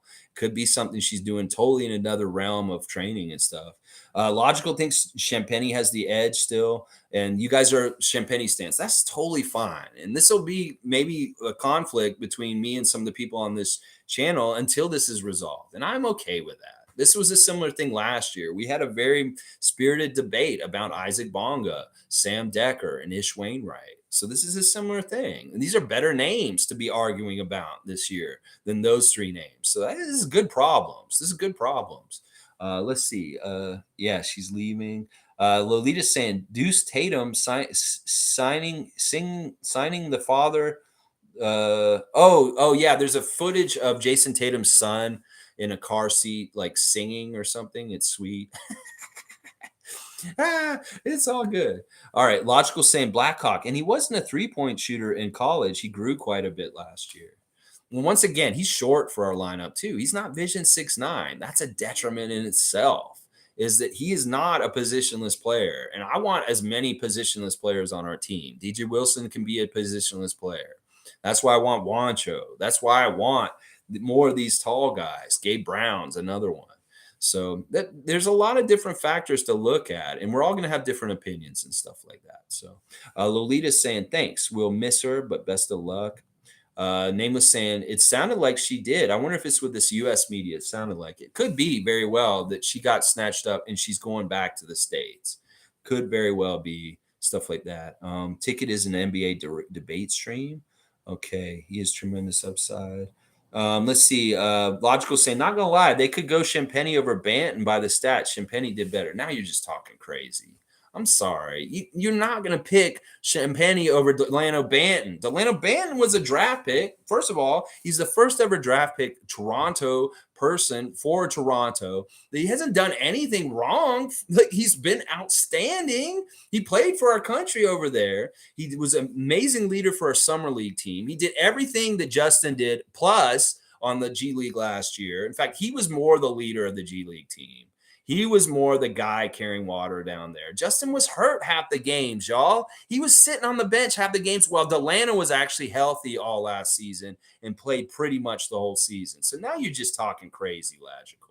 I'm serious. Like, if you start saying Banton versus Champagne on who should make it, it's obviously a slam dunk that Delano Banton. With his size and his point guard skills, you're crazy if you think that Justin Champagne should be on this team over Delano Banton. I'm sorry. There's a line where I got to be like, okay, you've gone too far. And at that point, you did. Delano Banton's on this team way ahead of Justin Champagne. He's been showing up. He's been showing all kinds of growth. And we saw it again yesterday. So, yeah, it's not even by the stats. I don't even think you can make that argument that he had better stats than Delano. I don't think that's true. Let's see. We haven't seen Champagne yet, but he's got a legit 3-ball to go with that great rebounding, and he's a dog on defense. I won't disagree with any of that, but so what? All these guys have this. So what? They all have that. All right, let's see. Banton is a separate race than Champagne due to his point guard playmaking. It will be Champagne versus Wilson versus Jackson, which is a tough race. Yeah, Blackhawk's got it exactly there. Yeah. Delano's going to make the team. He's just got to. I mean, there's no way that this dude's not making the team. He's so good. Like, if we drop Delano, they go try and get him immediately. He's a prospect, not like Scottie, but he's a prospect more towards Scottie than, like, in some ways like Justin. because he is a valuable player that's going to grow into somebody really good. And other teams see this. They would come and snatch him up in the heartbeat. If we could cut Justin Champagnie tomorrow, and he may not get picked up by another team. I'm going to tell you that right now. Atlanta would get picked up right away and stuff like that. It's going to be a hard decision no matter what, guys. And like I said, this isn't like bragging or like we got to be right in this whole thing. I don't have a horse in this race. If I'm wrong and Justin Champagnie's on our roster for the season, that's great. I'm proud of him. I'm glad he made it. So let's make sure that we keep that line with this thing and stuff like that. I don't mind being wrong on this because that means something really awesome happened for him in the next week or so. And I just don't see it, guys. I just don't see it. Let's see. Champagnie will probably play the last 2 games. We will know what Champagnie brings, but it was more important to see Juancho, Wilson, and Jackson. It's really important to see Juancho and Jackson just because we hadn't seen them at all. And I think Juancho really looked good. Like he fit really nice with our team and was working well with them for not really being around them just for a week now. He's been around them. And Josh Jackson did well. He started a little shaky, but he got better and better as the game went. Leslie's saying having 5 NBA players in the same game plus the first international Canadian referee yesterday was a compliment to this country. Love Precious's bow. Yeah, great celebration of basketball in Canada and Edmonton. Kudos to Edmonton. Such a great job.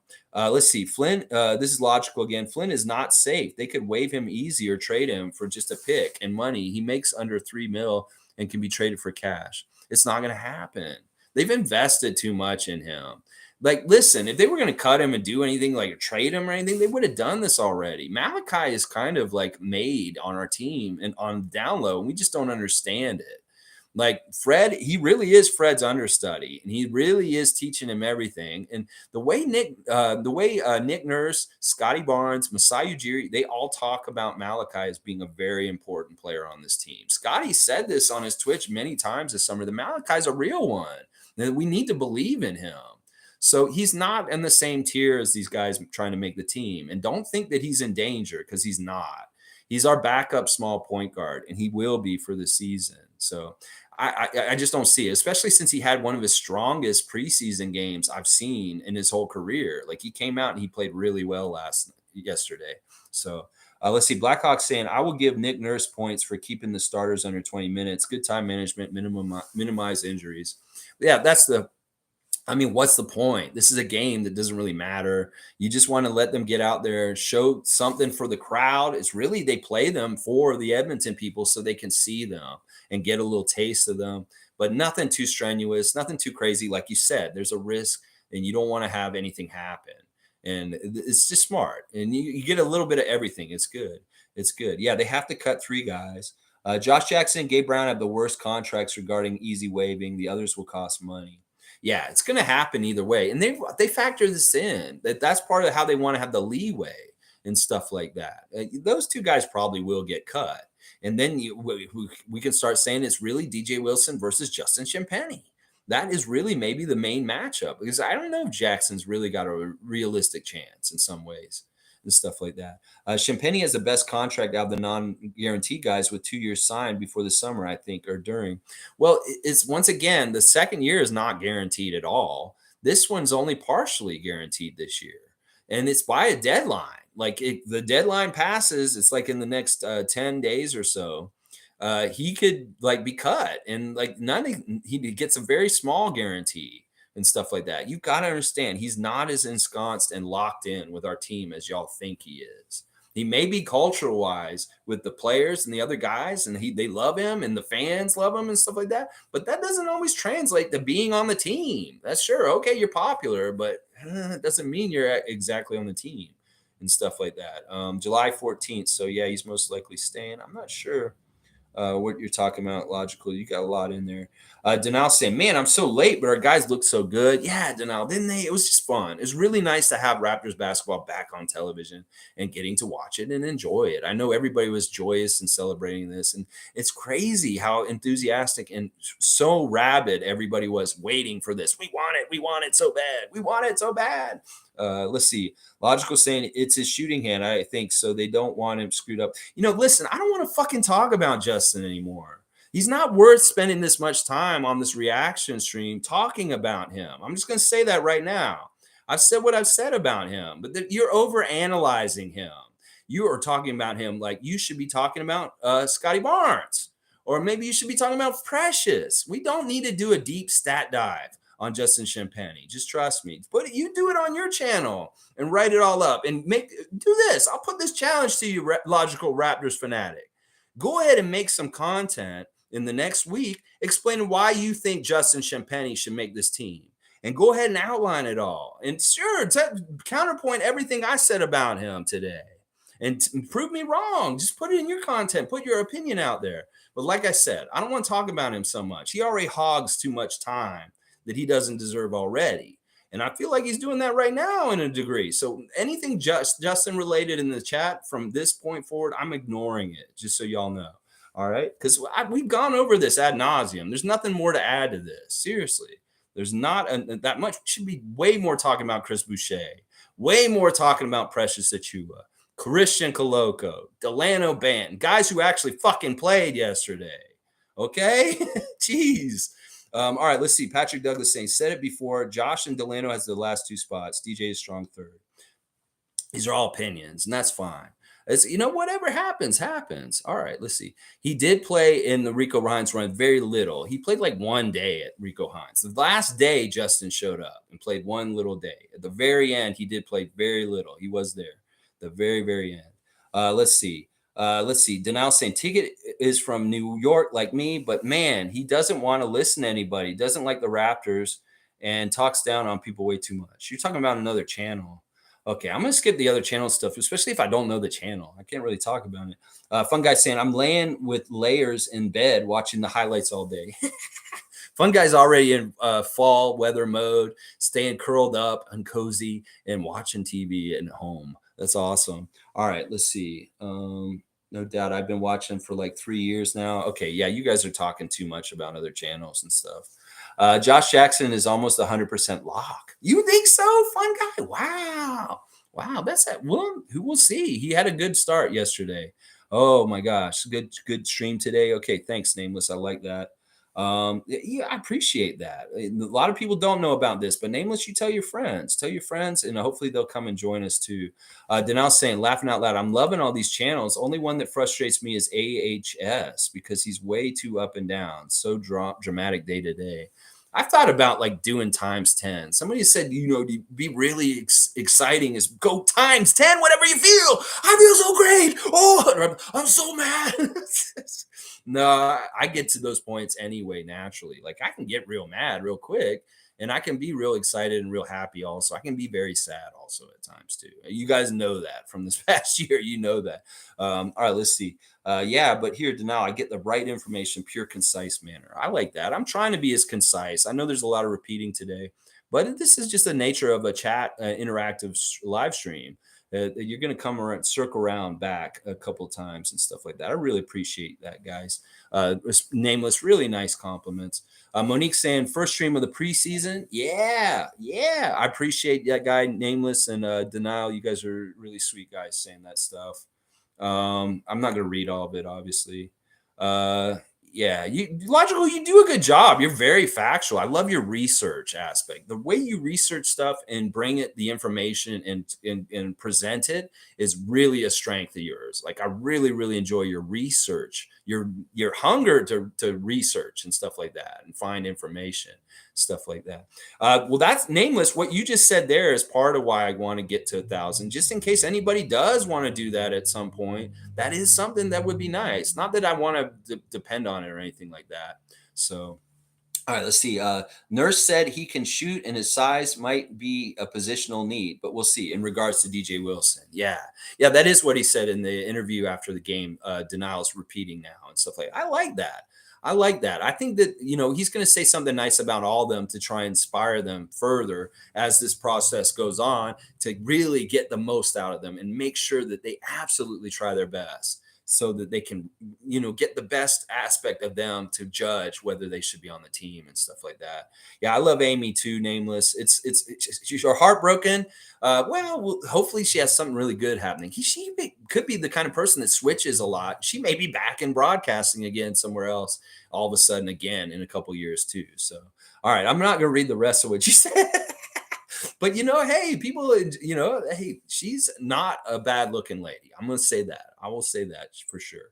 Let's see. Yeah, you guys check out Ghubbstown Clink, Greg Hubbard's channel. So very fun, tongue in cheek, lots of animated stuff happening on it. He has some interesting sayings. He's all about the red sauce right now. Getting caught in the red sauce is not a good thing. You don't want to get your hand in the red sauce with the chicken balls at the Chinese buffet. Oh, Greg, hilarious, so good. All right, let's see. Fun guy saying DJ is a 100% cut. Unfortunately, he's very sad. Oh, well, we're just gonna have to see how it goes. Christian Siakam, Pascal's brother, is a 905 coach this year. Wow, cool cat. He really is. That's fantastic. That's a great opportunity for Christian Siakam, being an assistant coach under Eric Curry in the 905 level this year. That's awesome. That's awesome. Yeah, Logical is a deep dive, like really detailed and stuff. Like as far as like the thing on Nick Nurse that you did in the last 2 weeks was absolutely phenomenal. It may be the most comprehensive, like biographical kind of content about Nick Nurse that I've seen anywhere. And that's highly recommended. People want to really understand the spots and places that Nick coached over his long, illustrious coaching career. It's on content at Logical Raptors Fanatics page. Very, very good content. Let's see. Denal saying, I want Justin to at least sign 905 for another year. So when we get rid of Flynn or Wancho next year, we can bring him back, especially depending on Gary Trent. Who knows? It could be. He's going to be 905 probably. Let's see. Did OG and Gary Trent Jr. break up? Scottie and OG bromance took off since summer. Love it. I don't think there's anybody breaking up or anything. I think that they're just all collectively sharing stuff. Like Scottie's very close with Gary too. Like him almost playing him on 2K and him talking about how they talk and stuff like that made me realize that Scottie is in close contact with these dudes a lot more than you think. Like he may talk to these guys. Well, they're on the road together, so they're seeing each other. But when they aren't around each other, I think he talks to like Pascal, Gary, OG on the regular, just on the phone. Chris Boucher, I saw him talk to Armani Brooks, like just like how they're just friends and they just talk and stuff like that on the phone out of the blue and stuff. So you'd be surprised. You'd be very surprised how much how connected everybody is with each other. I'm a fun guy. We should trade Malachi and open space for Champagne too, because Josh Jackson getting a spot for sure. Yeah, okay. I don't know, man. I don't know. We're gonna have to see. This is all speculating. We're just gonna have to see what they're doing and stuff like that. Nameless saying, great point, Lex, about Justin having an inside track on a position based on team relationships. Well, that's definitely true. I mean, I know Scottie wants him to make the team. He really is close to him, and Delano obviously too, and stuff like that. But who knows? Maybe some of the rookies don't want him to make it. Maybe Ron Harper doesn't want him to make the team or something like that. Flynn for picking a cash. We don't really do trade talk here. I'm really the kind of guys like I react to trades, but I don't speculate trades. I don't like talking about our guys going in trades or anything. I only react to trades when they happen. This is part of my positive aspect of lessening toxicity in the Raptors fandom, like fan nation, is there's so much trade talk speculation bullshit. I'm just sick of it. I hate the players having to hear like Kem wants to get traded or Malachi, they want him traded or they want Gary traded and stuff like that. I hate that shit. So I really don't do that as part of my content. We don't do trade speculation here. I just react to what happens after it's happened. What's the point of making up trades in our heads and saying, oh, we could do this with Malachi or with Kem? It's all bullshit in our own heads. There's no real quality to that kind of content. Like so many YouTube channels can make a trade of the day every day, make up trades for the Raptors to do. It's just bullshit. So I really am. This is a big rule, and you don't know this yet, Logical. I don't talk about trade speculation. I don't do that kind of bullshit. It's stupid. It's not worth it. You might as well be writing fan fiction about the friends getting together and stuff like that. A daily perk, like, oh, they all had a menage a trois or an orgy and stuff like that. They're writing sexual things about the Friends cast doing things. This is the same kind of shit to me. As far as like, oh, let's trade Malachi and a pick to Utah for Jordan Clarkson. Okay, we can talk about this all in blue in the face. It's just fucking bullshit. It's not real. It's your speculation. So I don't do that. I don't do that kind of talk here. So we're not talking about trade speculation here. So you can do it. And you can do it on your channel, but it's not something I do here. Flynn, I don't think works for our system, but is a great player. Yeah, you know what? I agree with this, Denial. I think Flynn showed up too late. He's like in a later generation than where he should be as a player. Like if he was in the NBA like 10 years ago, he'd probably have an easier time. But he showed up to the Raptors right when we were starting Vision 6-9.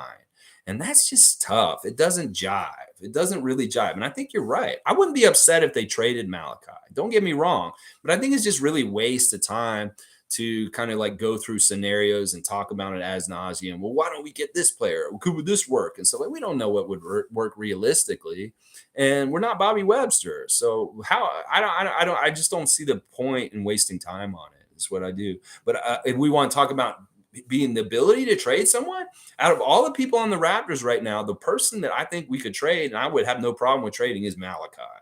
The rest of the guys I like to keep, like Kim Birch, I don't like putting him in trades. A lot of our young guys that are good, I don't want to put them in trades. But Malachi, this is true. What Denal's saying, I don't think he totally fits with our team in some ways and stuff like that. It's too bad because he's a nice guy, and it's just timing with where he is in the era of the NBA and what we're doing. Cool Cat saying, I love how Pascal will be a lifer and favorable to the team with contracts, etc. Most of his siblings live here now. Family roots settled in here in Toronto is a bonus. I really do think this is true, that like he is going to be a lifer. If we can make Fred and Pascal lifers, and I know some people, Raptors Nation, their heads will explode. Because, whoa, well, what do we do with Scottie and Precious? These young guys coming up underneath them. Well, why can't we keep all of them? You know, the Golden State Warriors did a really good job keeping championship core players, big time players for like 8-10 years together. So why can't we fucking do that? We can do that too. And I think part of it is what Cool Cat said in here, that he may very much be like Tim Duncan. Sure, he got this big bag on this contract he's in right now, but on the renegotiations and the contracts going later, he may be able to work with the Raptors and Masai Ujiri to make our team better by taking less money. I really do think Pascal's that kind of guy. Let's see. Yeah, that's awesome about Christian Siakam. I did not hear that until you guys told me today. That'll be really good for him. And that is also showing what we just said, the Cool Cat saying is like he's more ensconced in the team because we've invested in his brother as an assistant coach on our G League team. That's amazing. Fun guy saying Jackson is ahead of Champagny for me, trade or not. See, I agree with that. I think Jackson's actually jumped in front of Champagny just from this one thing. It is really what is currently in our mind and what we're seeing and stuff like that. Nameless saying 100% about OG being Barnes' mentor and influencer. There's certainly similarities in their games and frame, and Scottie is probably trying to emulate OG's game to a certain extent. He is for sure. And he's probably trying to steal a lot of his defensive stuff. Like he's heard the legend of OG and his defensive lock abilities. You say, well, he wants to go do that. He's going to try and mimic him and pick up as much of that as possible. Is that great comment, Nameless? As far as like the connection between OG and Scottie and how it will benefit young Mr. Barnes over the years and him getting better and better. Fun guy saying, I've been seeing Christian Siakam around for years now. Just great to see him hold an actual position in the franchise. Yeah, it was just the brother of a player, and now he actually has a position on the team. That's fantastic. I know it probably didn't hurt that he was so active at Rico Hines runs and helping run it. He very much wasn't just there to hang out and watch Pascal play. He was out on the court with Rico helping, and he was involved in a lot of stuff there. So that probably may have been part of what opened their eyes. The same, well, maybe we should look at Christian and stuff like that. They're not saying, you're not being a fun guy. I love my Justin. Man gave up playing anywhere else just to come play with us. He wants to be here badly. Well, Jordan Lloyd gave up a bunch of money just to come play with us and win a championship. This doesn't matter. So what if you gave up this or that?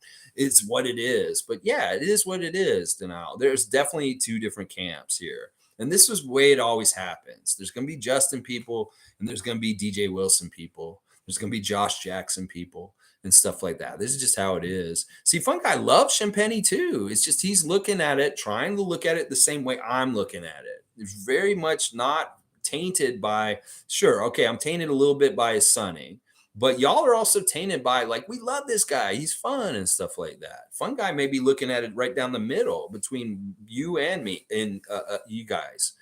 So you guys and me. So we'll have to see. Nameless saying, yeah, I took that as Nurse saying he's on the team, just not so many words. I believe Nurse was being covert about his delivery regarding Wilson. I don't mind this. And if you read it that way, I don't mind that. I read it more as he's saying he has a leg up and he has an advantage right now, but not guaranteed. But yeah, he's going in good place, being cryptic. I like that, being cryptic. Josh Jackson has the skills. Who is that? Who is that saying that? All right, I'm gonna catch up. I know way ahead of you guys. You guys are way ahead of me. Um, Holy crap. Yeah, sorry guys. I know there's a lot you guys want to say, and this is awesome. I'm thinking about putting a limit on like you guys can't comment, but every like 30 seconds or something, just to make it more little less dense. And maybe that'll make you guys really write nice big chunks with everything in it, not just like really quick, like back and forth. Josh Jackson has the skills. Fun guy believes that. I like that. Nameless saying, for those who can read between the lines. Denal saying, if we keep Jackson, I'm hoping Justin will stay with 905 and agree not sign anywhere else. I think that will happen. I mean, obviously he'll want to stay with us, even if we cut him, if he has that route on 905. And I think that's likely what's going to happen, guys. I really do. Nameless thinks it's going to be DJ Wilson. Fun guy saying, sorry, bro. Wilson is like the fifth option to make the roster. Okay, see, there's a little bit of about different things. Denali said, I really like Wilson too, but Jackson has much better defense. That may be true. Jackson and Wilson will both make the team. Hot take. Whoa. We're expanding rosters somehow. We're paying a little extra to have an extra person. I don't know. Let's see. Yeah, all right, let's go. I'm gonna skip some of this stuff. I'm gonna try and catch up on some things. I'm so far behind. Yeah, I'm like I'm about a half an hour now. Let me catch up. Yeah, I'm gonna go ahead on some of this. Cool Cat wants to make sure that she's saying, I want Gary Trent starting. I just like to see his expanded game skills, playmaker skills. Okay, so you still like that. Yeah, I'm going to read the book before I read the comment. Boston's still chiming in. Excited for Boston. Cool Cat saying, I want DJ Wilson to make the cut with Delano and see how we can keep Josh Jackson around. 905 contract with Gabe Brown. Yeah, because apparently Josh Jackson's Exhibit 9. And he could probably come to 905 also. Okay. Yeah, we better play. They better play their starters. Celtics better play their starters when we play them on Wednesday. I agree with that. Fun guy. Cool Cat saying, I love Justin. He was my choice with Delano. I think he has to go to 905 to get stronger and avoid injuries. That's a pretty good take right there. That's pretty on the point. She does care about him, loves him, but she also sees that like this maybe have to be where it is. Nameless is saying they don't want to validate how good the Raptors are by giving us attention. That's definitely true. But eventually they will have to. They will definitely have to. I mean, they're just going to have to. If we're like playing in very important games and we're kicking really good teams' asses and stuff, they're just going to have to. They're just going to have to. Let's see. Raps Love's here. Good to see Raps Love. Yeah, look at Justin different. But if you can't get on the court, 100% agree. You're no good to us. That's what Nick said this like 2 or 3 times this summer. If you're just not available, then what can we do with you? And that's being cryptic, reading between the lines kind of stuff that Nameless is talking about. He said this a few times. He said it in Hungary. He said it after Summer League. He said, if you're not able to play, then what can we do with you? You're not available and stuff like that. And that's what he's got to worry about right now. Precious and Scottie are the backbone of our future. Precious is on another level. I agree with this so much, Raps Love. I feel the love from Raps Love right now as far as like the love towards Precious and Scottie being budding studs in the NBA for sure. We need a hotline for the live session. Yeah, I'll love to see. That's pretty good. All right, let's see. Nameless saying, I'm going to stream 6 hours today. No, I'm going to try and get this done in like the next 10 minutes. Watch, I'll get 3 hours in. Drinking Uber's Eats. Let's see. Did he really just say that, honestly, Banton is the future point guard? I'm not saying he's the future point guard. What I'm saying, what I was saying is when we're comparing Banton to Justin, he's much more valuable in the league because he's got point guard skills at his height. Now, I'm not saying that he's going to be our starting point guard for sure. I think it will be Scottie. I just mean that like Banton has a lot more value in the NBA because he's kind of a unicorn, like on the down low. He's got this crazy length, willowy kind of like finish, and he's also a good playmaker. So he's a point guard for sure, but he may not be our starting point guard. I'm just saying he has value as definitely he's going to be a role player or even a starting point guard on a shitty team in this league. Like he could be a starter maybe for Orlando or Sacramento or something like that. So yeah, just to clarify, if that's what you're wondering what I meant, I'm not saying he's going to be our future point guard for sure, like Fred or Kyle. I'm saying that he'll be like he's a point guard in this league that's very valuable, and that if he got dropped tomorrow, both him and Justin got dropped tomorrow, he would be picked up very quickly, very very quickly. Click saying Otto already being injured makes me worried. He's a key piece of the team. Yes and no. I mean, he's had injury problems here and there. That's one of the things we worried about with getting him. But once again, this is one of these luxuries. Like we can have guys that are hurt because we have all kinds of different options. But he'll be a really nice option when he is healthy at different times for us to tap into and try out. Who knows? It could be that he is hurt a lot this season and people will be grumbling and complaining about it. But they got to realize the intangibles of his leadership and his championship experience that will add to the team no matter what. He could be like Goran. He sits on the bench a lot and he's just a really valuable, good leader, unlike Goran was, like he could have been. But he's there for the guys and sharing his knowledge and just doing all the other stuff like Thad would do. It's a very similar kind of role. They're not essential, but they're definitely very useful. And if they're available, that's great. But if they aren't, that's not the end all be all too. So don't get too upset about this click. And let's let Otto get to us when he's ready and fully healed and stuff like that and available, stuff like that. Delano on the team, whether you like it or not, 100% he's on this team. I agree with this. Raps Love, I'm completely 100% with the 100% on Delano ban. It just doesn't make any sense. Toronto people will be like, what? You cut our Toronto guy, Rex Dale, 45 bucks? Why would you do this to our own? Is that kind of thing. And like I said, he's done everything right this summer. Why would they cut him now? It's crazy. Isaac saying, look at how spread out the minutes were last night. All but maybe one player scored. There's a reason why we talk about the bench mob and wanting the last player on it to succeed this year. Special. Yeah, Isaac Campbell is good stuff.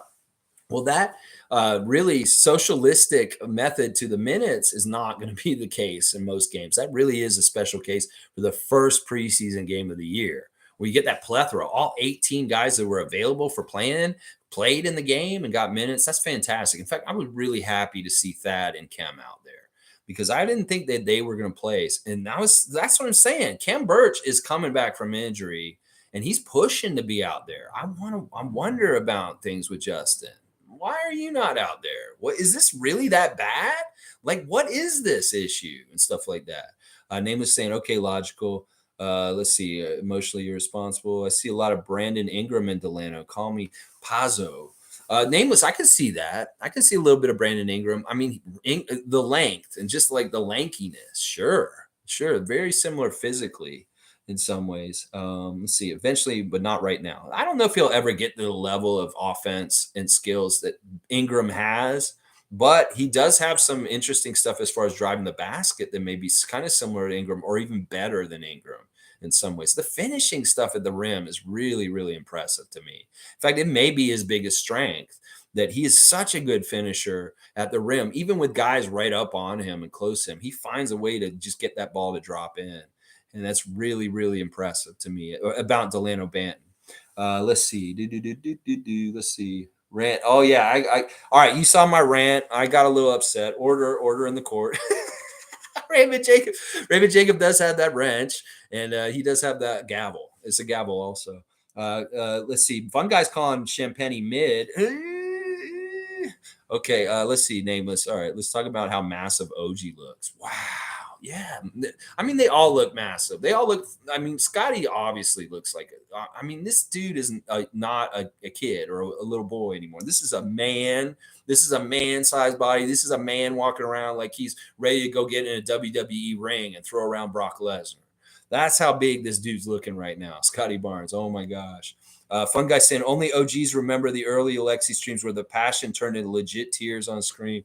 Yes. I cried about Bill Russell dying. I mean, I will show some emotion here in different places and stuff like that, that's for sure. And Fun Guy's one of these OGs that remembers, has been here the whole time and has seen the journey from the very beginning and the different times and stuff like that. I recognize in my OGs like Raymond Jacob, Fun Guy, Tom Duke, Sue, Monique, so many people that have been here the whole time and stuff like that. I love it. Let's see. I love seeing OG back in uniform. Yeah, little taste of OG. And it's so nice that he got the first shot, that three, just so nice. But not really a whole lot of OG at all last night. Just a little taste. Little taste. Thick body OG. He's a big motherfucker.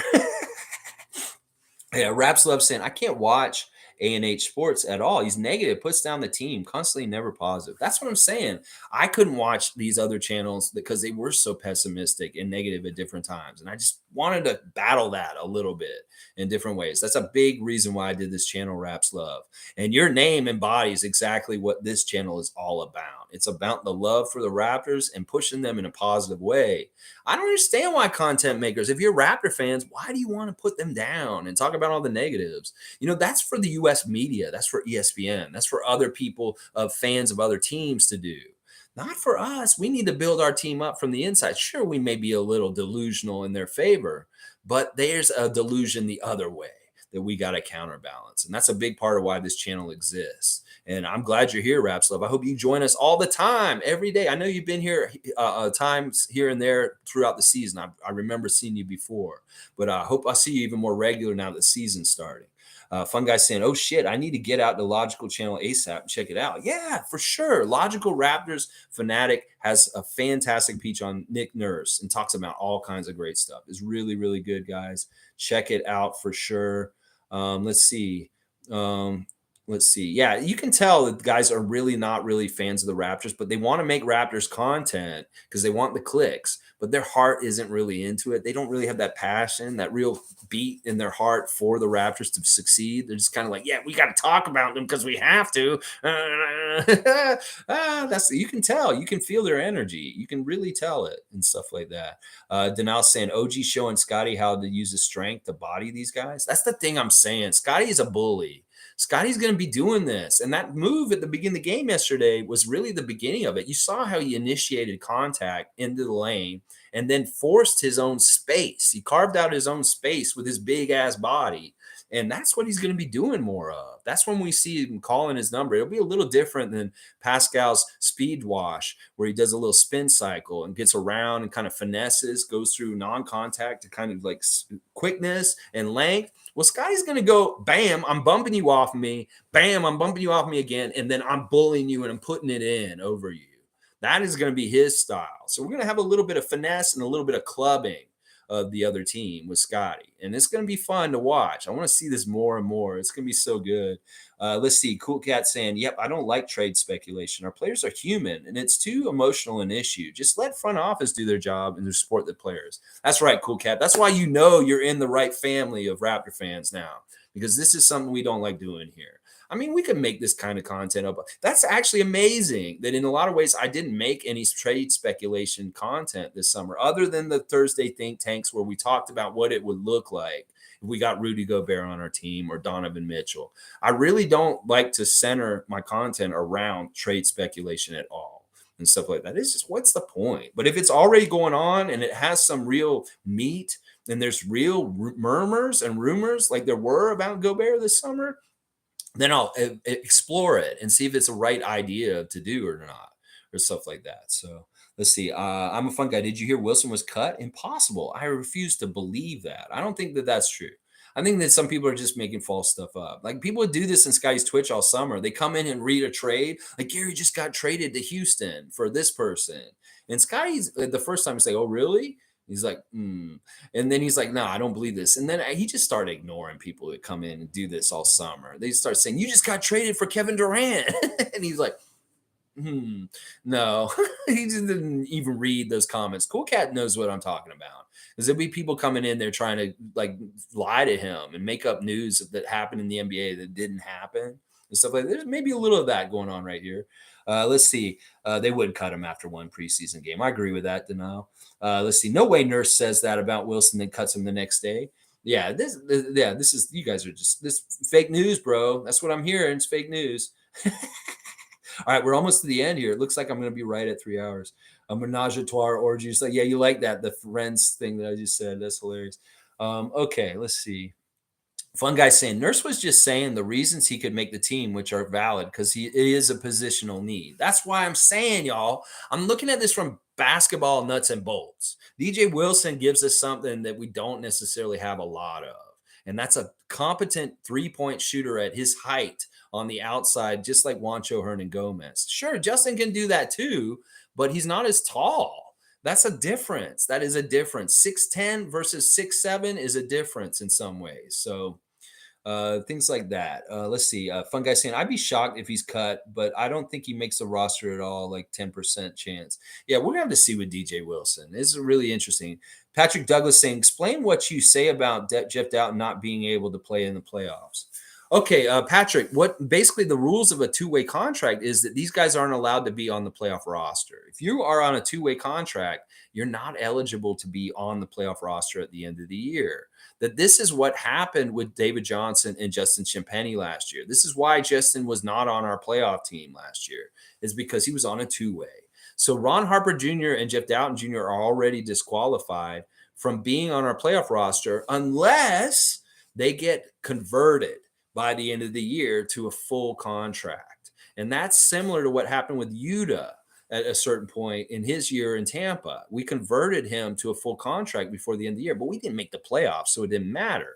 But if they do that, like it's Jeff Dowtin does absolute crazy ass shit on the 905 level, and he's just so good. We're like, we need him for the playoffs. They'll go ahead and change his contract to a full contract, and he will be able to get eligibility to be on the playoff roster.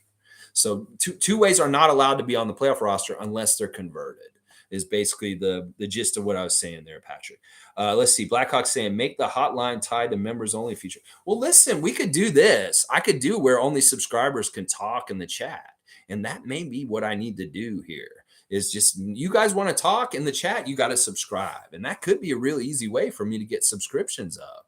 Is that you want to chat, say you can try and type something in Boston sports and they say, oh, you can't unless you're a subscriber. There we go. Actually, I might do that today, y'all. So subscription may have its privileges. There we go.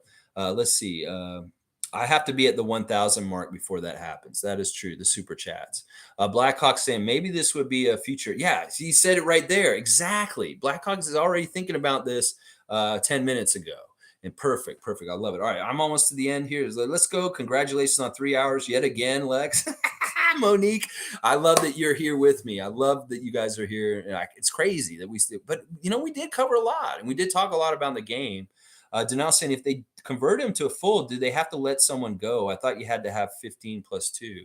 Yeah, that is part of it. That they will have to probably figure it out and let ones go and stuff like that. All right, Blackhawk subscribed, so he'll be able to chat. Monique's, I'm going to send him some Uber Eats to his door. I am getting hungry. I haven't had breakfast yet. And what is it? It's like almost 1 now. Oh my gosh. All right, guys. Thanks a lot. Please subscribe. It may be the only way you can chat in this feature anymore. In the near future, it may actually have to be this way this year. That subscription people are going to have to sub up if you're going to want to chat on my channel and stuff like that. All right, guys. Thanks a lot. Yeah, have fun time stamping, Tom. He loves it. Actually, Raymond Jacob, he told me about how much he's really enjoying this job. I think he's doing a good job. He's titling stuff. It's interesting how he titles it and what he breaks up and how he titles and stuff. I love the job you're doing, Tom. So you keep going and stuff like that. I know Denial's been subbed for a while. I know a bunch of y'all have been. But this actually is really smart. Light bulb. Boom. Blackhawk, you guys are just giving me a really good idea there, Denial and Blackhawk there. All right, guys. Thanks again. Raptors, great first showing. Great equity in your minutes. Great depth shown without. Great energy exerted on the defensive end of the court all around by the whole team. And that really showed the quality of Raptors basketball against other brands of basketball. And they did a great job. All right, tomorrow, trivia. And then we'll be doing a preview for the Boston Celtics game on Wednesday. So come see us then, Boston fans. All right, guys. Thanks so much. I've been going. I'm ready to eat, y'all. So y'all have a great day. I love and appreciate all y'all. Let's go, Raptors. Raptors basketball is back, baby. And we should all be smiling real big and nice about this all. Oh, my gosh. Yes.